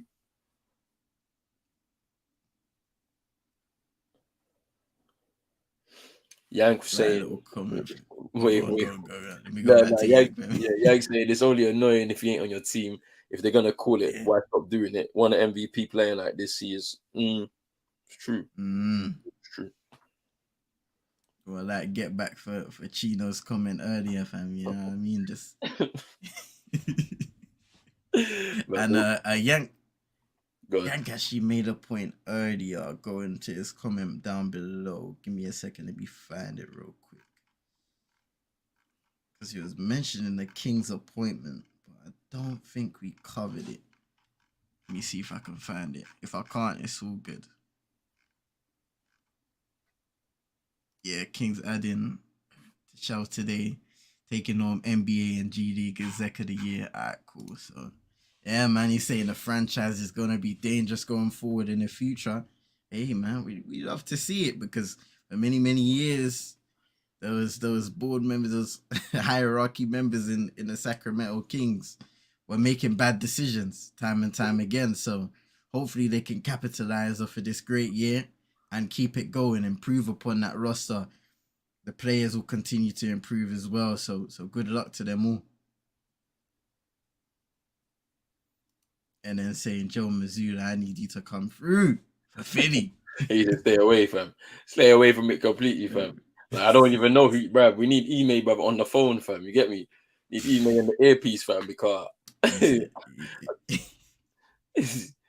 can't handle it. I coach Houston now. 39 points. Bro, Chelsea's on 39 points in the Premier League, bro. And it's a May, bro. Yeah. Yo, it's actually peak for them, It's peak. They ain't hit the magic 40 yet, so they're not safe, It's insane. They ain't hit 40 yet, fam. Yo. That's crazy, man.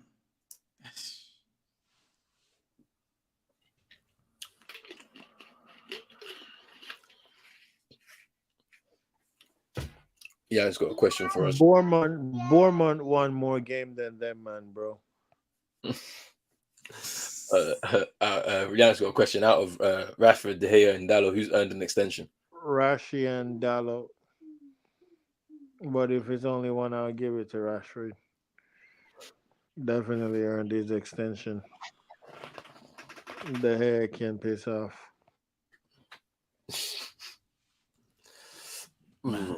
It's hard, man. Because you see with me, like I'm just kind of like, hey, Elder, is this a football stream? I look like I tickle some feathers in the chat. 39 points. 39 points in May after spending 600 million. Yeah, because you see, Yank made a comment like at the bottom in regards to like I would give De Gea an extension on reduced terms. I'd say give him a 2-year deal and bring in a keeper that's actually going to challenge him, because I don't think United have planned ahead enough in terms of scouting a keeper to replace him right now, as in this coming summer. So you keep him in there because ultimately we can improve defensively, which will also help him, because look at this season. He's how many clean sheets has he got this season? Is it 17, 18? I don't know. In all competitions, it's a lot more in all comps. So it's like you can probably get away with that for another season or two, whilst we improve on the striker position, the midfield position, and in defense as well, we're probably gonna because I don't know how this situation is gonna end up with the ownership. So if it's the Glazers still in charge for the summer, which it looks likely, we're probably only gonna get three signings that go straight into the first team, or maybe two that go straight into the first team, and a guy that will be just kind of there as a squad member. And so kind of you're going to need all the personnel you can get. Rashford also, I'm wondering as well, how much does he already get paid? It's 200 a week, right? So how much more are we going to be giving him? And this is what I like, because I'm saying, like, yeah, he's had a couple of down years. He's had a really good year this year. I don't want to give him 300k a week because he's had a good year. Nah, like, I think you need to highly incentivize the next contract. So instead of it being like a straight, we're gonna give you this cash. No, you have to have goal targets in there. You have to have assist targets in there. You have to play a certain amount of games in there to be able to make sure that you hit those kind of targets so that you can get paid to make the money. That's what I think should happen. Like, I'm not just gonna give him the cash straight away, because what if he has another down yet? Then what? You know what I'm saying? So that's the thing. You don't want to lock yourself in, because he's had a good season. His best probably season for Manchester United so far. But at the same time, we've seen players have superb seasons and then dip severely in the following campaign. You need to start developing a culture and a mindset for these players that promotes them to improve upon their last performances. And I don't think we're fully there yet. So giving these guys improved contracts. And that's what I was worried about a little bit with Luke Shaw as well, because we've seen him go to have ups and downs in his Manchester United career. But ultimately, I think the club have also put themselves in an awkward position where, player contracts have run down. You put yourself, you don't really have the acumen to say, okay, in the future, we're planning ahead. We're looking at these players. We're negotiating, and we're looking to bring in these guys just in case, or to improve upon the squad or add some competition. It's always a bit random when it comes to our signings, and it takes quite a while. We were speaking about the Bellingham thing in Real Madrid. These guys have announced it before the season's even finished. When was the last time that happened with Manchester United? It's been ages. So because I mean, you look at if the contract is running out in June, and there's been no announcement or anything like that, that's just, it's nuts. How can you allow? Because if you've not made a decision into whether you want to keep him or not, right? Why is it taking so long though? Because if you're going to let him go, you're putting us in a bad position, because now it's all your eggs in the basket. You have to go for whatever keeper you're going for, and if you make a mistake, you're stuck with that mistake. You know what I'm saying? Like, it's crazy, man. Like, it's actually nuts, like, how they let some of these contracts run down. I mean, it's like, look at the situation with Patrice Evra. Patrice Evra wanted to sign an extension. They didn't give him the extension. So he's thinking, okay, they don't want me at the club anymore. So he's already talking to his agent and saying, what's out there for me? Then United come there with the 1 year deal. And he was like, yeah, you came too late. Like, I've already gave my yes to whatever. I don't know what club he went to. I think he went to Juventus after he left United. Yeah. So he's given his yes to Juventus. United come through with the 1 year. And he was like, no, like, I've given my word. Like, it's nuts. Like, and this is why, like, that's why I'm not on the, we have to get rid of the Gea train, because I'm not sure the club have scouted effectively enough. And I think a lot of the fans are forgetting that we've struggled to replace number one keepers in previous years. You saw the kind of stress we had from going from Peter Schmeichel to Fabian Barthez, Raymond van der Hau, Mark Bosnich. Who else was there, bro? Massimo Taibi. All of these men, right? We got all of these men. Tim Howard, Roy Carroll, all of these men. We had to run through before we got to Van der Sar finally. Then because Van der Sar was kind of old at the time we brought him in. I think he was 35 when we bought him, right? Sheesh. So he was 34, I think, or 35 when we bought him. He only had 5 or 6 years with the club, and then he retired, right? That was the end of his time. And then obviously we were smart. We was able to scout the Gea and extensively over 2 years, and then, like, it was a smooth transition. Basically, he comes in as the number one, but then you have you have a good backup just in case, because the Gea was young. And then, but then this is what I'm saying. What have United done in terms of scouting? Because some of the world's top keepers, they're either locked into long-term contracts at clubs, they're very expensive, And it's a tough one. That's why I've not really jumped out and said, yeah, we should go for this keeper, because you just don't know. You just They're don't bringing know. Dean Anderson, bro. But I mean, that situation. You see when we talk about contracts, why did we give him 140,000 a week if we weren't going to play? Why did we give him that? Why? I don't understand, man. I honestly, I don't understand. And he's in a situation where, when you look at before he went to Forest, he has an expectation of being the number one keeper, and he probably was going to be. But then you still have David De Gea sitting on the bench and earning massive wages, not backup wage. It's just stupid decisions by the football club, man. And as for Dean Henderson, I mean, he's gonna be out for a little while now because he has to get surgery. And when he comes back, is he really the profile of guy that is good enough to replace David De Gea? Yeah, that's what I'm saying. I don't know. I don't know what they're thinking, to be honest with you. And how we're gonna be able to deal with this, to be fair. So that's why I think De Gea's kind of got to stay. And then, I mean, does Dallo deserve an extension? I'd say yeah. I think he showcased that he can improve. He's young, so I'd give him an extension based off of that. There's still more for him to go, and obviously I don't think he's getting paid a lot, so it's like you can spare a bit more for him, but it is one of those. Mm-hmm. So it is what it is. I'm gonna be back in 2 seconds. We about to go get food. Yeah, you're definitely right about that. I can't lie. Hey, man, big up to everybody in the chat so far, man. Big up to everybody showing love on both streams. Be sure to hit a like on Prozone Esports, CM22 as well. Share to your friends and frenemies. Subscribe if you're not subscribed. I mean it, man. Share to your friends and frenemies. You might be able to rebuild relationships off of YouTube conversation. You never know, man.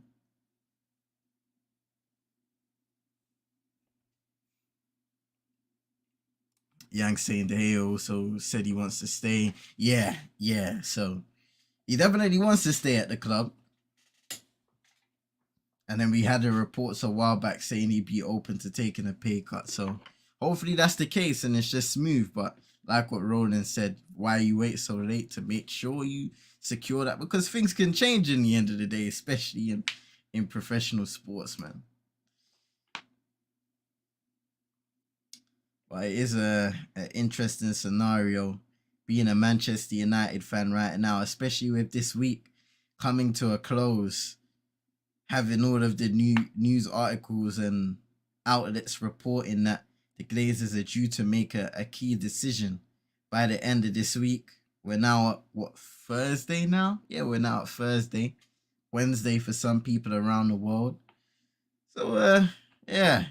It's going to be an interesting next few days. Back on this game. I'll be back. Say no more Chino.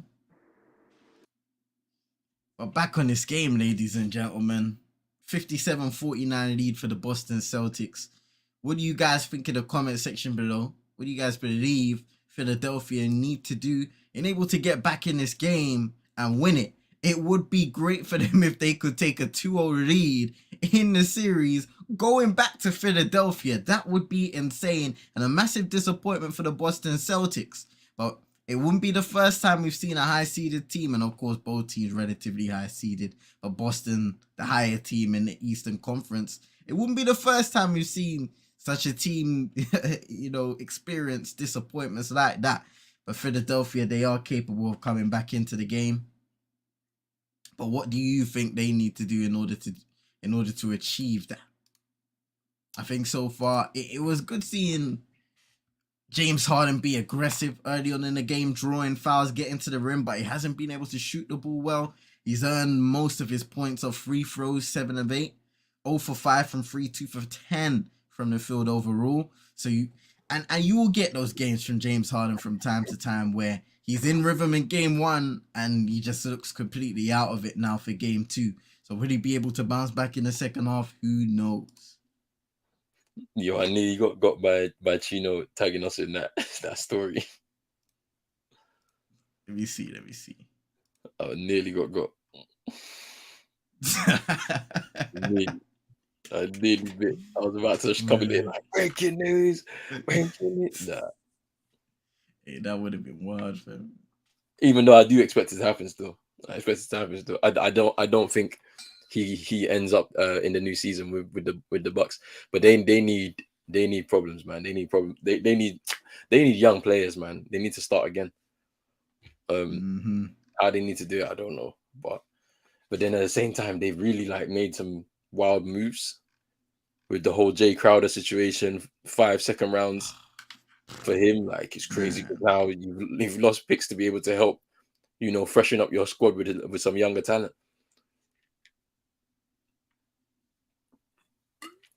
Especially over the next few years, but is what it is.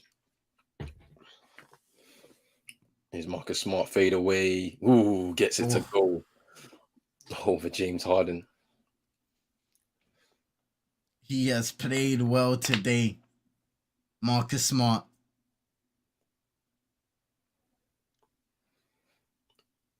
Here's Embiid now.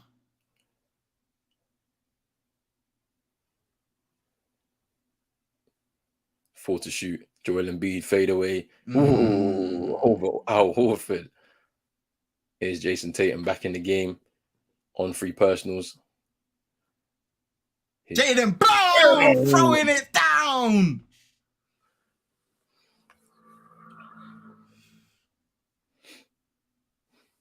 Yeah, see, and then this is the interesting one, right? You come back here back to his regular self, right? Ooh, PJ Tucker gets the corner free to go. Didn't get any points in the game in game 1. So he's got his first points of the night. Ooh, Jaylen Brown continuing from his strong first half. Responds. Jaylen Brown. 21 points now for Jaylen Brown. But yeah, so Harden puts up 45 in game 1. And then, in this game, Embiid comes into the game. So it's going to be a little bit different in terms of the way. It's going to be different in terms of the way he's going to play because Embiid is there. Ooh. Oh, brilliant by PJ Tucker. Here comes Harris up to Embiid. Oh, he misses the layup.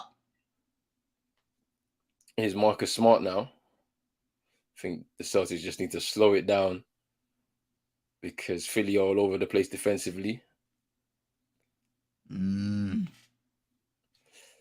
Maxey stepped out of bounds on that one, just stripping Jaylen Brown before he gets the layup.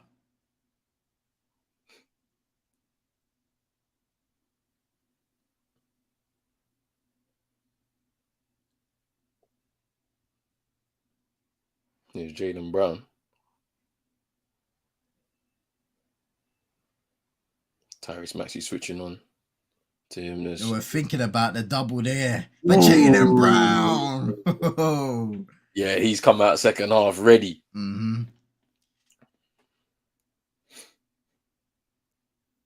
Yeah, because Harden's got nine. I think it's 9 assists, 9 rebounds. I think it is it? Let me see. So 9 rebounds, only 3 assists. 3 assists, okay.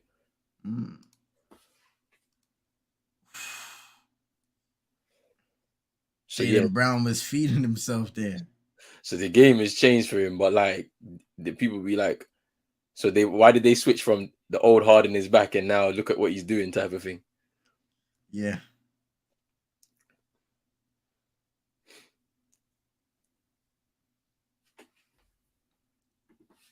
Here's Horford for 3. Looks short, but in and out from the rim.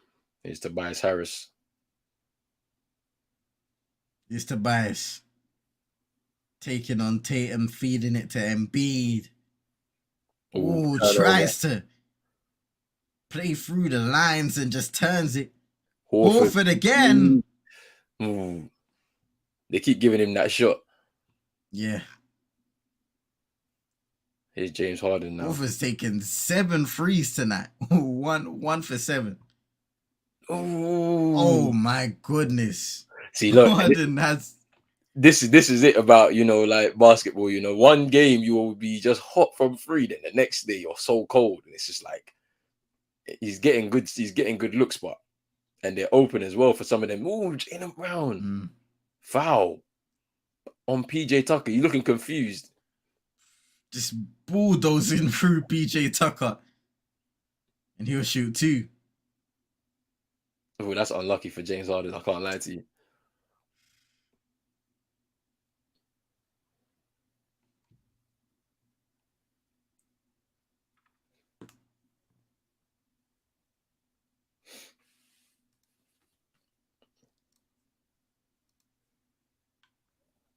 Jaylen Brown hits the first.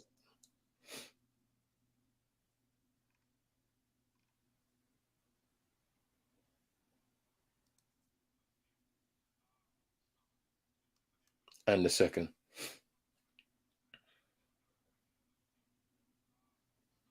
It is James Harden. Into Tobias Harris. James Harden. Here's Embiid.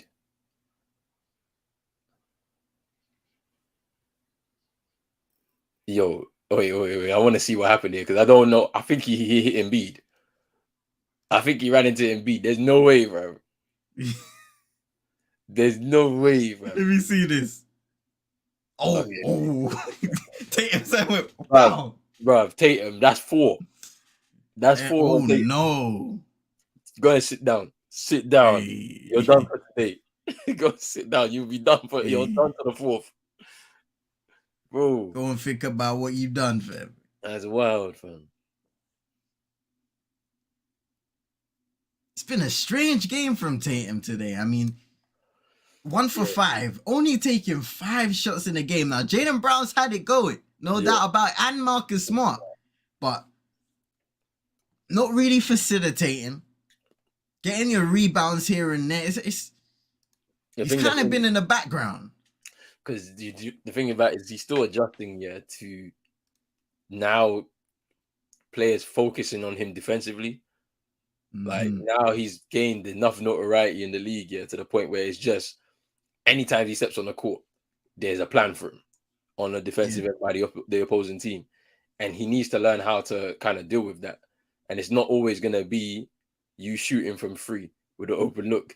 Like you gotta try and drive into the lane and get fouls and goes to the line. But then at the same time, it's also one of those where you're a good enough teammate to be able to understand that you got to allow your other teammates to come into the game and contribute as well to win games. So it's going to be interesting to see how he contributes in the 4th, because I don't see him returning in the 3rd. He might return late in the 3rd, but with 4 personals now, and I don't know if they're gonna upgrade this to a flagrant. I don't think they will, but I think there's gonna be something looked at.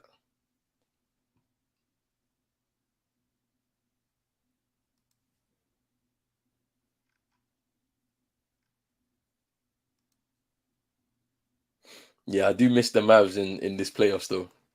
Not seeing them this year it's a bit strange. No Kyrie. It's a shame, man. It's a shame, man. You just hope that next season you see them both. I'm not sure Kyrie will be on that team. Not gonna lie, but that's gonna be an interest. Where do you think he goes though?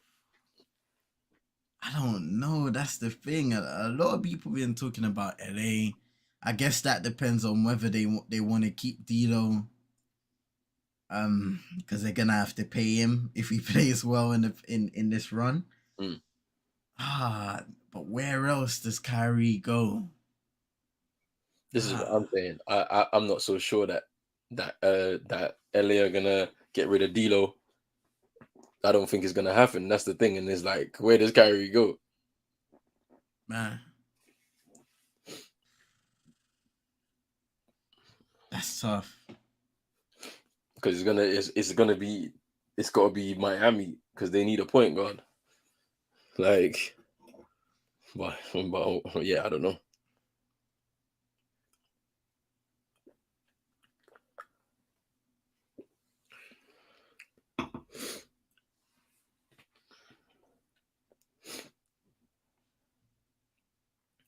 Yeah, this could be looked at as a flagrant though.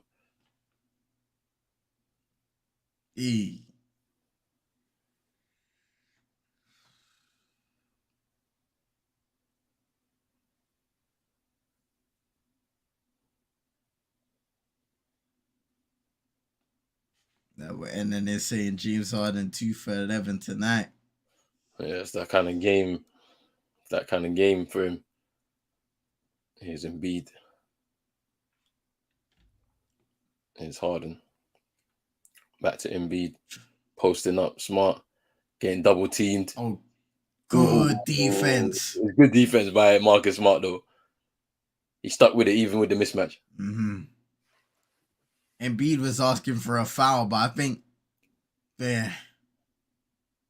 Horford just snuck up on him late. And I'm not too sure if there was really a foul in there because it just looked like Embiid lost control of the board in the end on the spin move. Maybe when he's going down, I'm not too sure. And it is out of bounds off of him as well, to be fair.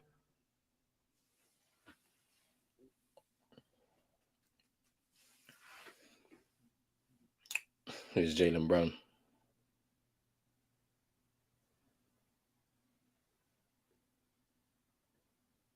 Step back. Ooh, way off.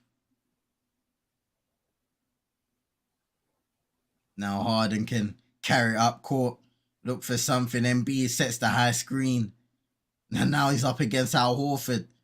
11 on the shot clock. Drives inside, tries to draw the foul and does. He'll shoot 2.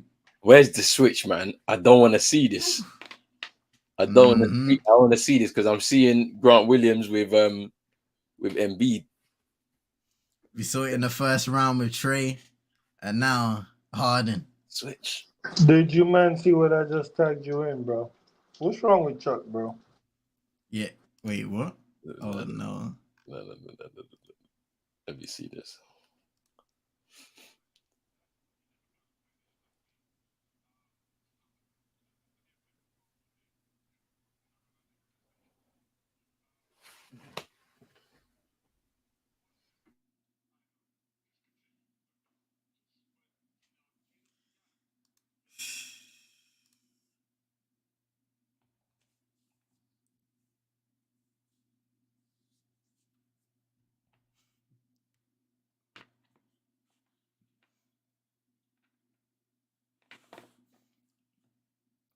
Major pause, fam. Pause, fam. They be doing this, man. They be setting this up, bro. This is hilarious. They be setting this up, man. It's funny, man.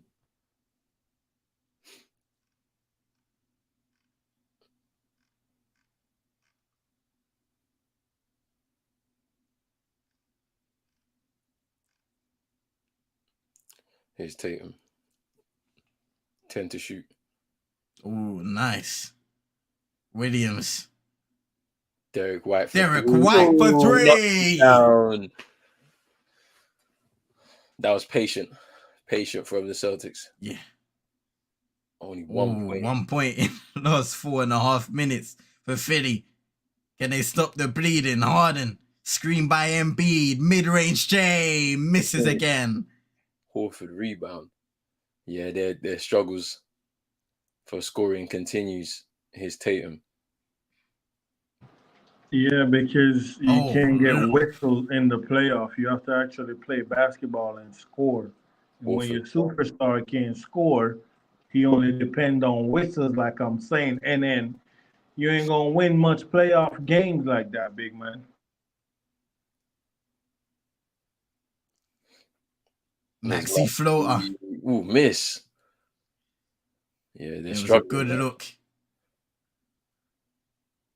Oh, Derek White almost losing the ball, getting it back, laying it up and in. 73-55 lead. Timeout, Doc Rivers.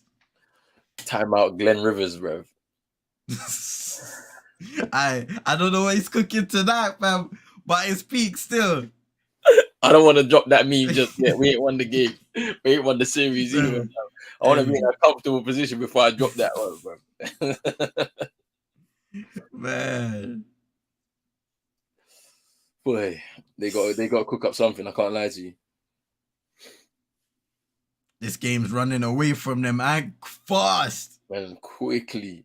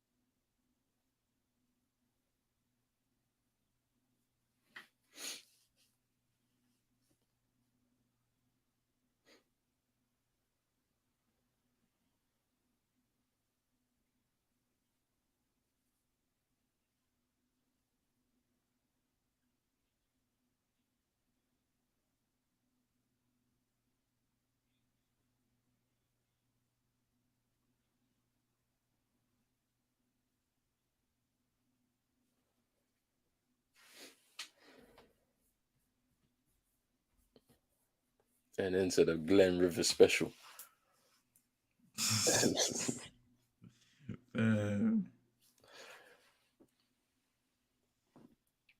It's crazy how this game has gone though, because at one point it was a close game, Philly still in it, and now we're looking at despite Tatum going 1 for 7, Horford 1 for 9. You got James Harden 2 for 12, Embiid hasn't really been aggressive, still with 15 points, most of them from the free throw line, 4 of 9 from the field.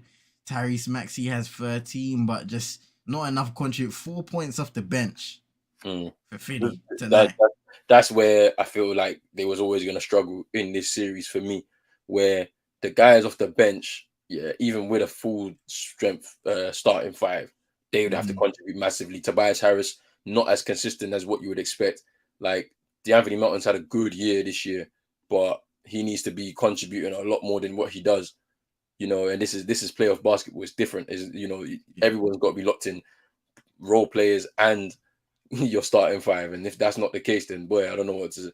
You don't know what's going to happen there, type of thing. So, I miss this Tatum, aggressive. Man, I miss this Tatum, aggressive, like doing anything he can. And it's interesting how his game has changed a little bit over the last 5 years. He's tried to find that balance, and I don't think he's 100% there yet. But at the same time, he still has, I say, at least a couple years to figure that out. Yeah, like he is, because that's the thing. He's still young. He's 25. Like he can. When he hits 28, I would expect all of this kind of aspects of his game to clean up, and it'd be different. Like.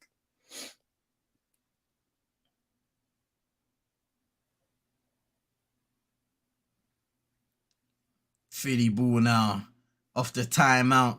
They need to get a bucket and fast to start the remainder of this third quarter the right way. Nice pump fake by Harris into Embiid. A few passes around the court. Harris wide open in the corner for 3. He had to knock that down. That was a good ball movement there by Philly. It's 11 points for Tobias Harris now.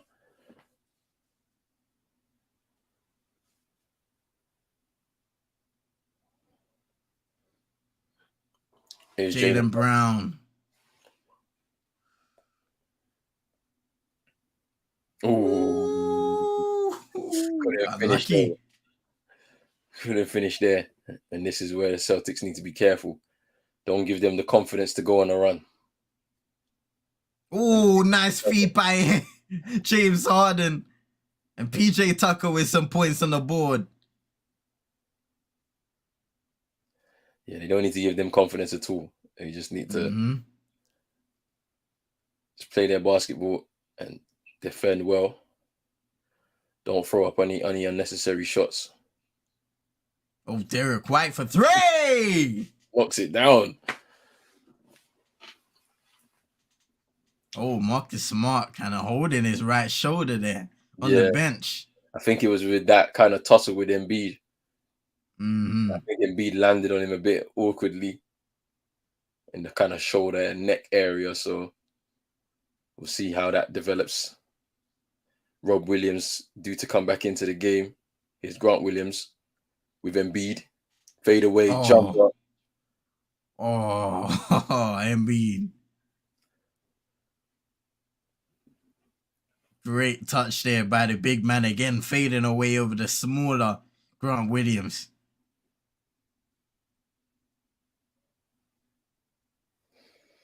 Here's Jaylen Brown. Horford. Just cleaning up there. Offensive. And this is where we're... Sorry, I was going to say this is where we're seeing the best of Al Horford. You know, in terms of his experience, he can add into this team.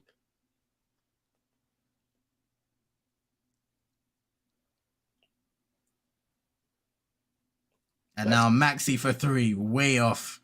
Back eye and rebound Horford, and he can carry it up for Boston. Jaylen Brown. Pump fake driving on Embiid again, kicking it out. Brogdon for 3. Whoa, knocked it down. And the Celtics playing great basketball right now, managing the game. No, steal off the inbound. Derek White to the rim. And yeah, that's timeout Philly. They got to clean it up because something's gone on. Something has gone wrong. Celtics leading 83 to 62, 21-point lead. Man, it's crazy whenever something like that happens because the camera just cuts back. You don't even know. You don't know how it happened. But that is poor execution once again by Philly. You start off the timeout being able to get a nice little bucket, good ball movement. But again, defensively, just not switched off. Boston, credit to them. They've attacked, they've kicked out, and they've created opportunities from 3. They've created layups, second chance points. Philadelphia just second best right now. And then saying game over. These men don't want to play. They're gonna lose this series, and that's it, man. Like you got to stay locked in. I think this has been a well structured performance from the Celtics. You know, on both ends of the floor, it looks as if there's been some lessons learned over the last few games for Joe Mazzulla in terms of how he's been, you know, trying to get how he's kind of made his subs, you know, and rotated the squad perfectly, you know, with you know the height of Rob Williams at times, managing that with Horford, you know, Marcus Smart, Derek White, and Brogdon all sharing the floor at different points, which is all they've all offered and contributed in their different ways.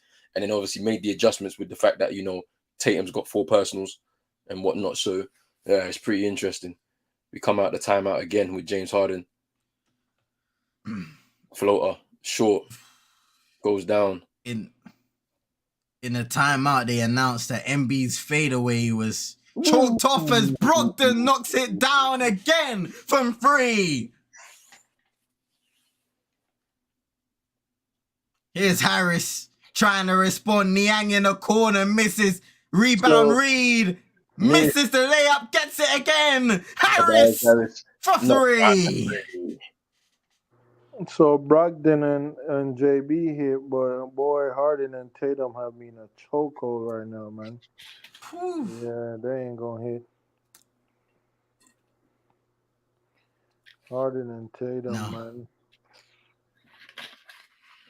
7 to shoot. Brogdon has to let it go soon. Here's Grant Williams. Boston shooting out the building. Philadelphia might be night-night with 1:05 to go in the third. You're in trouble now. Shooting 50% from 3 in this quarter. Harden, no foul. Here's Brogdon again for Boston. Put it up from deep. Triple again. 63, 92. 19 points. The defending runner-ups are turning it up right now. Hey. Here's Harris driving on and finishing. But Boston points for Malcolm Brogdon tonight. Listen, he might be looking for a few more. He's cooked. Driving and throwing a foul on Harden. If Tobias Harris is cooking, then that means your team's losing. Hey, man. What a performance tonight by Philly. Boston. Philly are 4 of 21 from 3. Boston of shooting 42% from downtown, 15 of 35. Shooting out of the gym. Philadelphia just can't find an answer. They can't get consistent buckets and they can't get a stop on the other end either. It's a tough game. When your two superstars are foul merchants, man, you ain't gonna get nothing. Harden looking to draw a foul, nothing. And Chino makes great points there because in the playoffs, we see every single year in a regular season being able to draw those fouls consistently, and in the playoffs, they're even more. Oh, what a block by Robert Williams! Ooh. Brogdon almost making that half-court shot. But yeah, man, back on Chino's point, like, drawing those fouls in the playoffs with the increased physicality ain't always easy. Yeah, trust me. I mean, I the thing about it is, I think referees in the playoffs are a lot more lenient with calls as well. Mm-hmm. They just want the games to flow because they just kind of up the entertainment value, you know? Like they don't really penalize for too many different things. So you'll see some calls getting missed, and that's all good, except for when they're like blatant fouls and they get missed. And I think for Harden and Embiid tonight, clearly they've been trying to get those calls that they, as you said, get called in the regular season. Mm-hmm. You're not gonna get that in playoff basketball, not tonight, for sure. Superb third quarter for the Boston Celtics, though, ending it 65-92. They are almost up by 30 points. Roland, tell us about your Celtics performance tonight so far. As I said, man, well structured by the coaching staff. Everybody that's come into the rotation has contributed the way that we expect. Listen to this guy. He was just cussing Mastula, talking about, Mastula is rubbish, blah, blah, blah. Get out of here, man. Fraud. Fraudulent. Mama, go drop that. But Malcolm Brogdon, a well-timed performance off the bench, 19 points. He's really cooked from 3. They've been allowing him to take that shot all night, and he's obliged by scoring those buckets. Jason Tatum with 4 personals, even though he's not been able to contribute as he usually does on a nightly basis, or he has done this season. You know, Jaylen Brown, Marcus Smart have contributed. Derek White have contributed on the defensive end. Marcus Smart, Al Horford has been doing his thing. You know, and then Rob Williams, a couple of crucial blocks as well, grabbing those boards, which is also important, especially when you've got Embiid around you. So I mean, look, I'm happy with the performance. Look, it looks like we've won the game here, heading into the 4th, and 1-1 over to Philly. Let's see what we can do. They just need to close this game out. That's what I'm saying. Even though I've seen us drop a near enough 30-point lead, against the Hawks in that game as well. Like, even though we beat them, so I mean, we just need to be careful. We need to be careful. That's what I'm saying. But Chino, that picture you sent, well, that could happen, you know.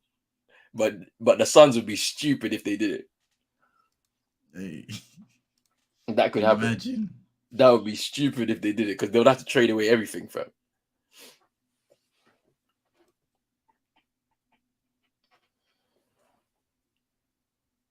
I mean, not really. I mean, they could just do a sign and trade.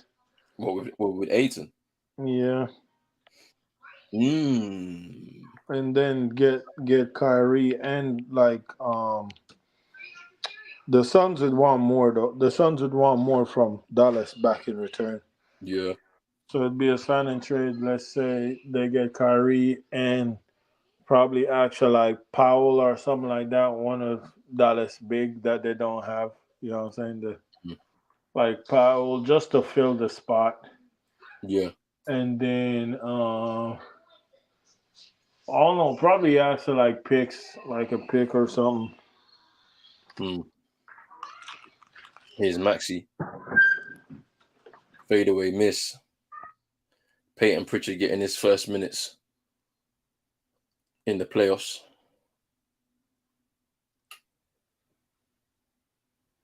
Oh, that mean it's done for Tatum and them? Yeah, the parlay is cooked, bruv.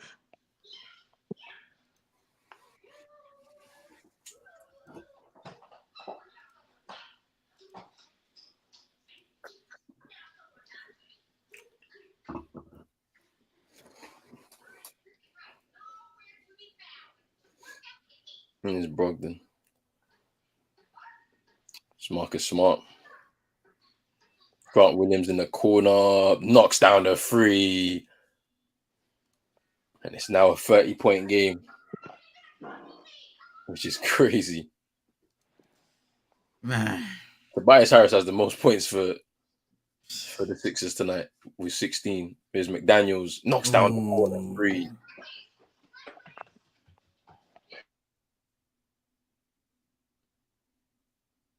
Ooh. Oh, Robert Williams with the tip. You know what I'd like to see as well from the Celtics, playing with pace. It's fourth quarter. They're not letting up. Yeah. They're playing with pace. You can just see with Marcus Smart just pushing the ball forward. Not allowing those already tired legs of Philly to rest. Robert Williams, great rebound. And now here's Grant over to Brogdon, who's been on fire. And he still is for free. He's cooked tonight, Brogdon. Wow. What a performance from Malcolm Brogdon. 19 points now. Oh, he got to have... They said 19 points. I think it was 20. I thought it was 21. He's got to have 22 now. I thought it was 22. Yeah. I think that's a mistake. Got on ESPN is saying 22, 6 of 9 from 3. Yeah. What a performance, man. So now, first 2 games, I think for game 1, 20 points. Tonight, 22, and it's not even over yet. Trust me. For your 6th man of the year. Driving, kicking it out to Marcus Smart. Misses that time. Here's Niang. Oh. Forcing it too much. There's a turnover.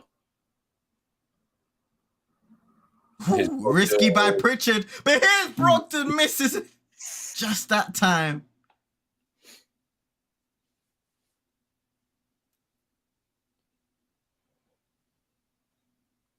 Milton doesn't want to take that shot out to Niang. Who scores?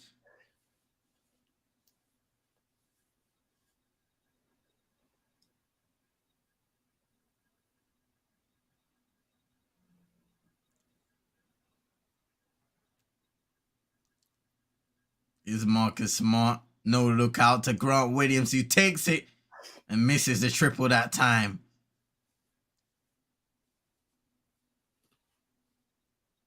It looks like the Sixers have conceded this game now. Yeah. Heading back to Philadelphia for games 3 and 4. They're happy being able to split the series so far. Yeah, that second unit are out there now.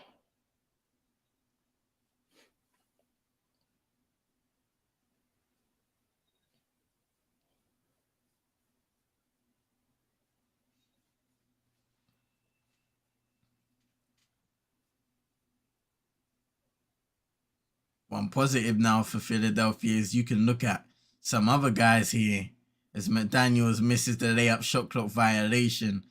Shake Milton enters the game, an opportunity for him potentially to showcase why he should have a deeper role in these playoffs. Yeah.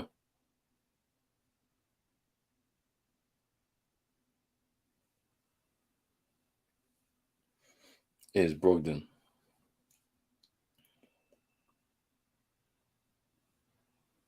Smart. Ooh, was it a travel? I think he stepped out of bounds. Either that or... Yeah, stepped out of bounds.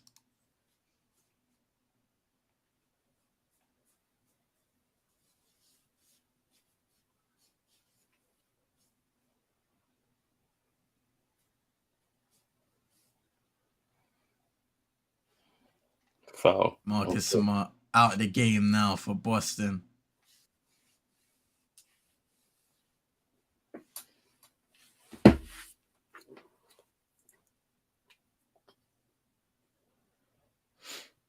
McDaniels can't knock down a three.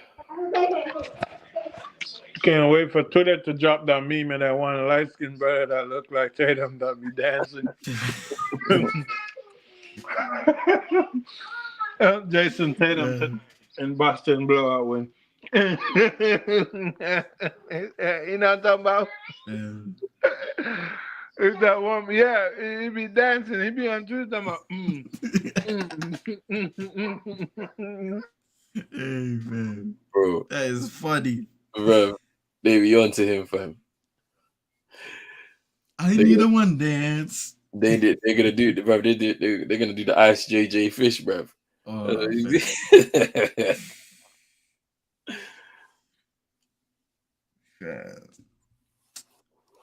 hey, big up, man. Still, yeah, man. Hope you have a blessed night.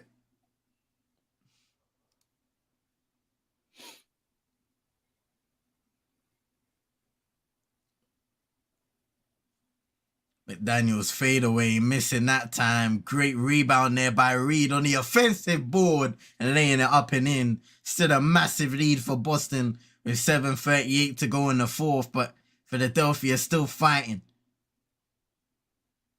It's Sam Hauser.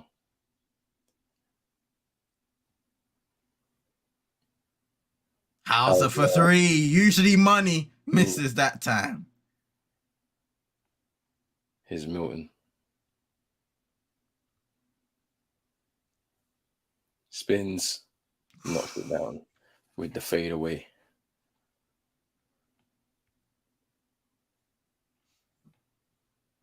Here's Pritchard. Brogdon. Ooh, can't get that to go. Oh, nice drive by McDaniels. Now House Jr. in the corner. I'm surprised that Daniel House hasn't played a lot more games, because when they brought him in, I was like, that's a good role player off the bench that you can have. And he had a good start, then he just found himself way out of the rotation. And I don't know if it was because of injury or not, but it's just a bit strange that he hasn't been used. He hasn't been used much by Philly this year.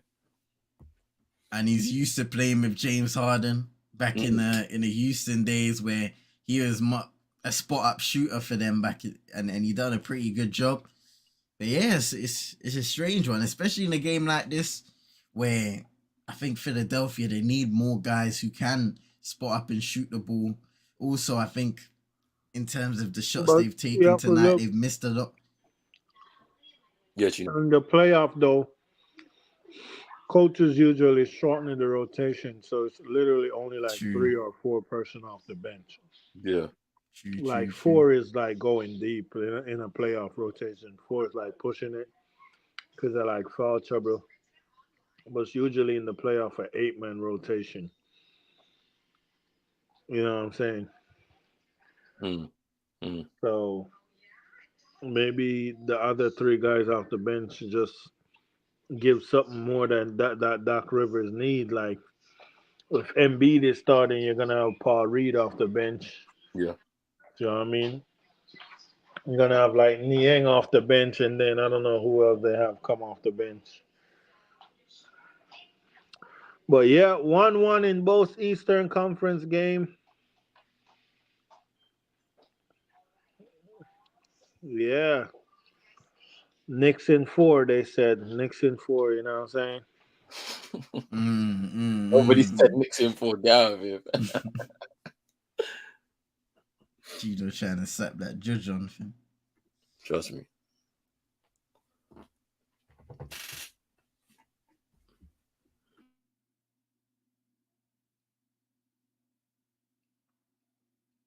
Got an interesting game again tomorrow. Game 2 of that Golden State Lakers series. Game starting at 2 a.m. UK time.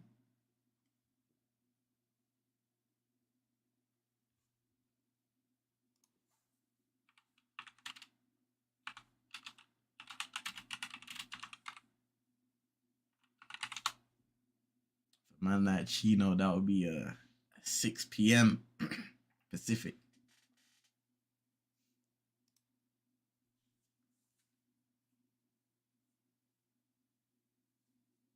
A lot of the fans in Boston happy with their team's effort tonight. Getting a bit of rest at the end of the game as well. Both sets of players, starting and bench units, to be honest, now that everybody's out of the game. Standout performances from the likes of Malcolm Brogdon off the bench. 25 from Jaylen Brown. He's been aggressive today. Whereas Jason Tatum has struggled with his shot. The likes of Marcus Smart, Derek White have stepped up with 15 points both tonight. Philadelphia, unfortunately, James Harden, coming off a 45-piece, has struggled. 2 for 14 from the field. 13 for Tyrese Maxey. Not really himself in terms of aggressiveness and scoring. 15 points from Embiid. Hasn't really been aggressive on his side, trying to find himself back in the game, and obviously hasn't played for quite a while now that Boston has found himself so far ahead in the game as Grant Williams knocks down a triple for Boston.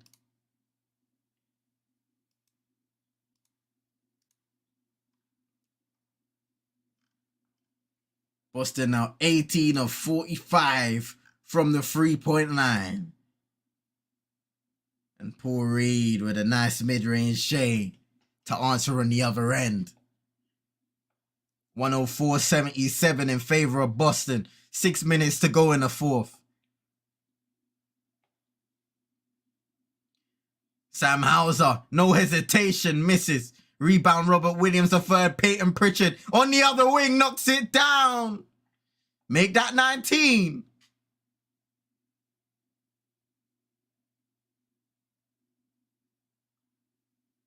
Now Shake Milton up against Hauser.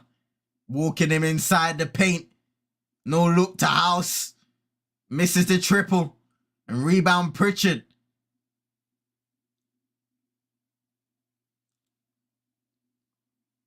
No doubt he'll probably be looking for an opportunity to showcase his skill set once again. And he steps back, opts away from the triple. Derek White for 3. Misses. Peyton Pritchard wants more game time. Ooh, block! Rob Williams. Sheesh.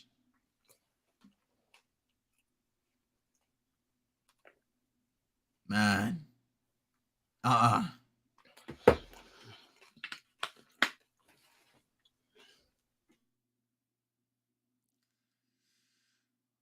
Perfect time to take out Robert Williams, man. No need to have him put any extra stress on those knees.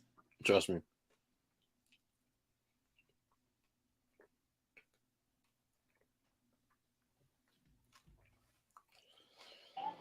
What knees? That's bone to bone. Ain't no car. Ooh, cool name. I said bone to bone, fam. Everything else is gone. That's cold, fam. Bro.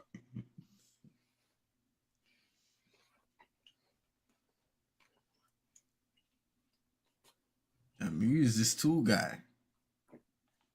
Who? Luke Cornet. Is that Luke Cornet? Which one? The number 40. No, 57. 57. No. Yeah, that's Muscala. Oh, that's Mike Muscala. Right, he looks different, fam. He looks different in a Boston uniform, fam. Yeah, I know with it because he used to be at OKC. Huh? Yeah. He's a shooter, though. Yeah, trust me, he's a shooter, fam. He's definitely a shooter. That's why they needed him. I think it's because Gallinari's just out because I don't think he's coming back. Yeah. I've seen him on the floor doing some warm-ups and that, but I don't think he's going to come back this playoffs. That's a shame. For real. It's Pritchard. He's another guy that can make clutch buckets. Yeah, for sure. Ooh, Cornet with the tip.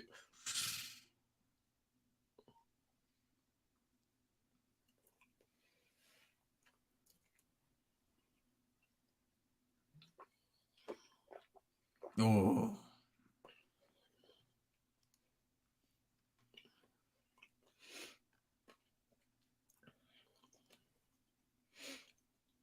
Jaden Springer just made that mid-range J on the other end here. Here's Pritchard looking.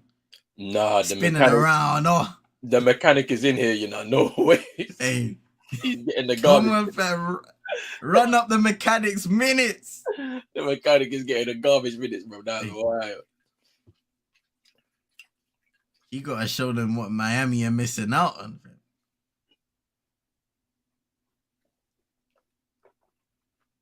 Shake Milton driving. Now Deadman. Turnover. It's Sam Hauser.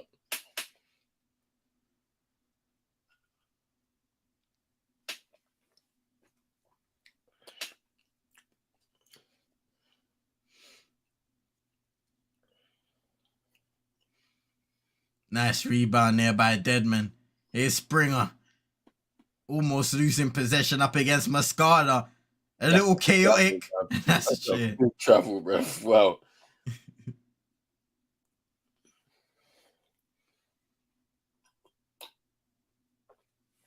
Got another timeout now. 2:28 remaining in the fourth. Boston have for sure secured this victory, and an emphatic victory at that.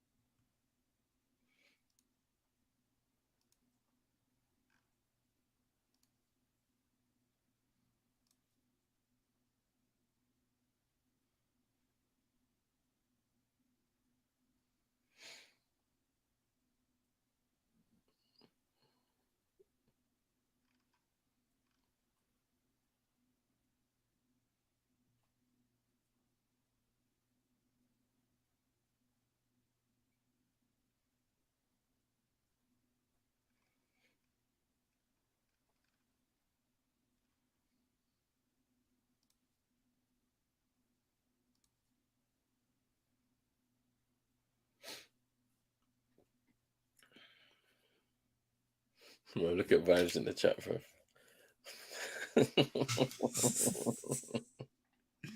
Hey, it was today. Bad vibes. Big up vibes still.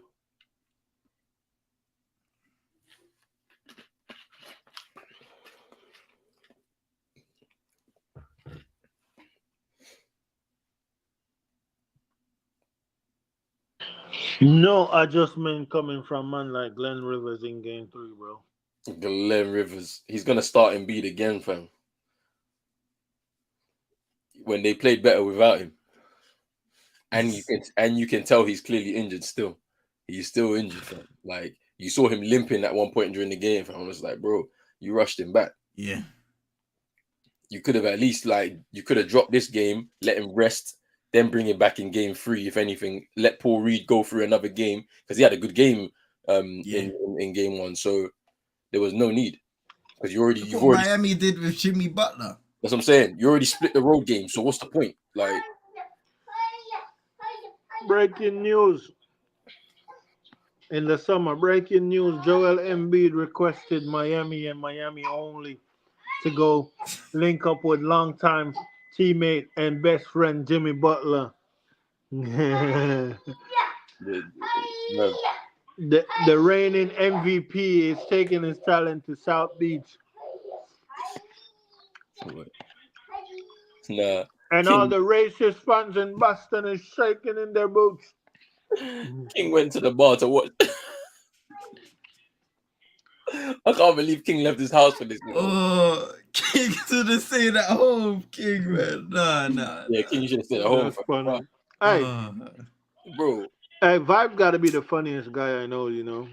That brother is funny. The names he be giving people, bro. Bro, but no, you know what, though? Forget Vibes, bro. Because Vibes, when it comes to Vibes and me, the racism on Twitter is crazy, bro. Vibes can call people nunts and all type of name, bro. No ban. But the minute I be like, oh, shut up, F you, blah, blah, blah. Oh, you violated Twitter terms 1 week. I'm like, bruh. Bruv, they watching. They're watching Chino.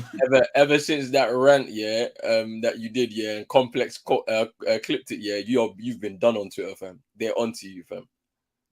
You never getting away with it. Ooh, tough bucket there for Daniel House Jr. And one who'll go to the line for the 3-point play.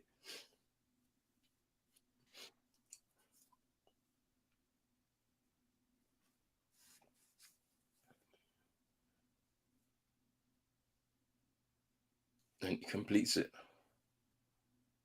Tomorrow's game 2, Lakers Warriors. Can't wait for that one. It's gonna be good. That's gonna be good.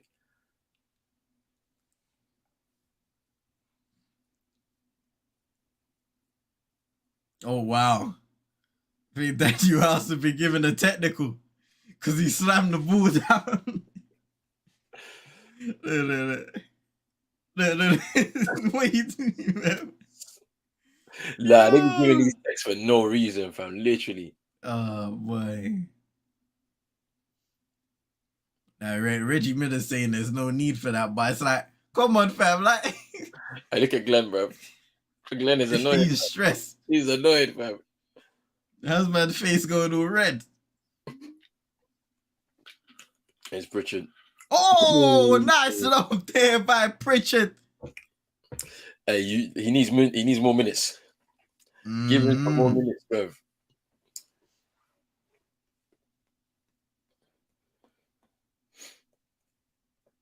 Hey, Shake Milton.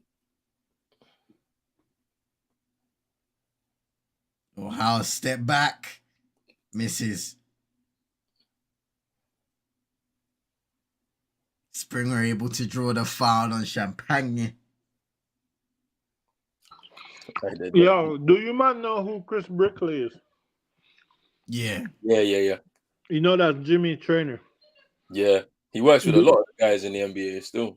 Yeah. No, but like Jimmy, he travels with Jimmy though. Like, oh really? Yeah, he's at every Miami game, and like he traveled with Jimmy. If you follow Jimmy on Instagram, you will see like midnight, bro, before a game, Jimmy's in the gym with him working out. Like, yeah, he does work with a lot of guys though. Yeah, like off season stuff though, innit? Like it's more off season rather than during. Yeah, but he said Jimmy is one of the first guys that gave him the biggest opportunity. Like working with the guy, I think he's Jimmy trainer. Like other guys, he just works with them. Like oh, you could get like some sessions, but I think he's actually Jimmy's trainer. But then you know who Lethal Shooter is, right? Yeah. Bro, they say everybody that work with that brother Lethal Shooter, that man regrets, bro. AD, but remember when AD? Yeah, AD used to make shot. Then AD started work with him, bro. Brick. Yeah, I ain't gonna lie, because this is what I was saying. I was telling you, CM, yeah. Lethal Shooter was working with AD off season. I seen bare clips, and then like, bro will be putting up them long captions, bro. Yeah, I've been working with this guy. We're doing, bro. This season, I ain't seen AD make like the same level of threes, yeah, that he's been making in his career, bro. He's bad. It's so bad. Bro, he was working hard in this off season. Bro, when he puts up them captions, I'm like, hey, bro, if this don't work for you, yeah, hey, because Lethal Shooter is funny, yeah, because he be doing all these trick shots and that, yeah, and I'm like, bro, like, how is this gonna help anybody in a real life situation, fam? Because you got the world's first basketball hoop with spikes on top of it. Shout out to Lethal though, man. He's doing this thing. Lethal Shooter be doing the CM drills, bro. 7 for 10 from the half court. Listen, I'm telling you, nope. Hey, someone clip this and send it to Lethal Shooter. Yeah, hey, me, Chino, and CM need to do some drills, bro. He's got to run the thing, bro. We got to do some drills with him. You get me? I'm good. I'm good. Hey, nah. Chino's in this, fam. Because my jump shot already ain't that good, bro. I ain't trying to break my jump shot, bro. Listen, fam. Chino's in this, big man. In the end of the day, fam, remember, he went to my classes and he didn't leave. The day, fam, he's still shooting in the gym right now, fam, because I said you have to make the half-court shots. No, man. Tatum and Harden disappointed, boy. Oh, wow, what the... Man. Bro, I'm not doing no lethal shooter drills, bro. The Celtics tie up the series 121-87. It's a blowout. Bro, that's game. That game, they're taking it back to Philly on Friday. We'll be here to witness game 3. Boy, tomorrow night it is game 2, Lakers against Warriors. We're gonna run it back, man. It's gonna be a good one. But yeah, who play Friday? It's Suns and Denver, and then Philly Celtics game 3 in both of those. So it should be interesting. But yes, what is it? No, I'm saying, Miami don't play till Saturday. So yeah, you guys play on Saturday. Your game 3 is on Saturday still. But yeah, we can end this right here, people. You know, it's been a good one. Big up to everybody that's been in the chat from the beginning. CM, what's your final thoughts on this one, man?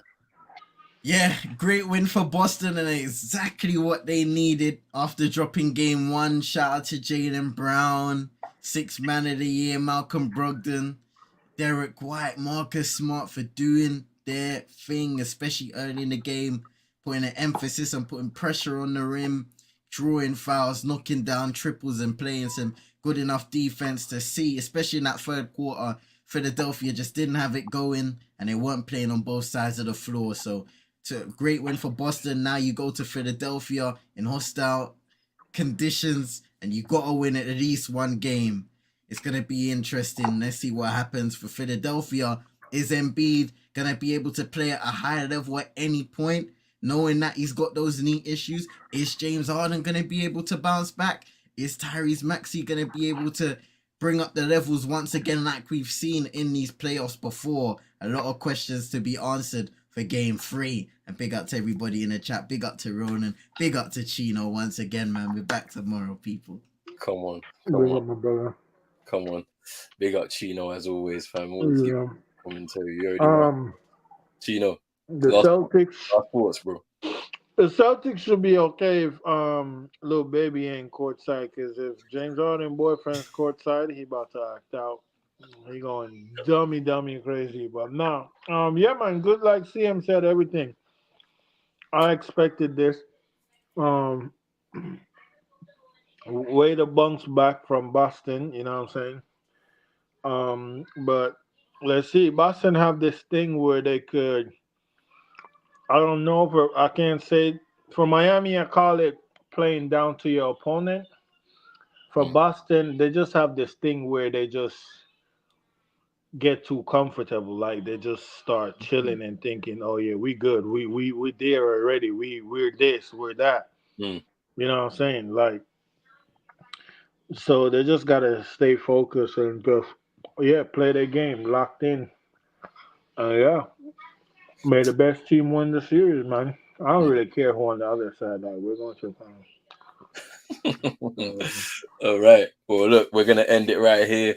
Big up to everybody that's been in the chat from the beginning, man. Like Vibes, NN, King, Manj, Yank talking, Chris as well, Brush, FT19, Brush, Ferbs, yes sir. Yeah, who else? Drizzy as well. Big up Drizzy as well. Still. Big up Moss from Canada. Yo, big up Moss still. And yeah, man, we'll be back tomorrow, so make sure you're hitting that like button on both streams, hitting that subscribe button as well on both channels, and make sure you're hitting that notification bell and all that stuff right there. We are out, people. Peace.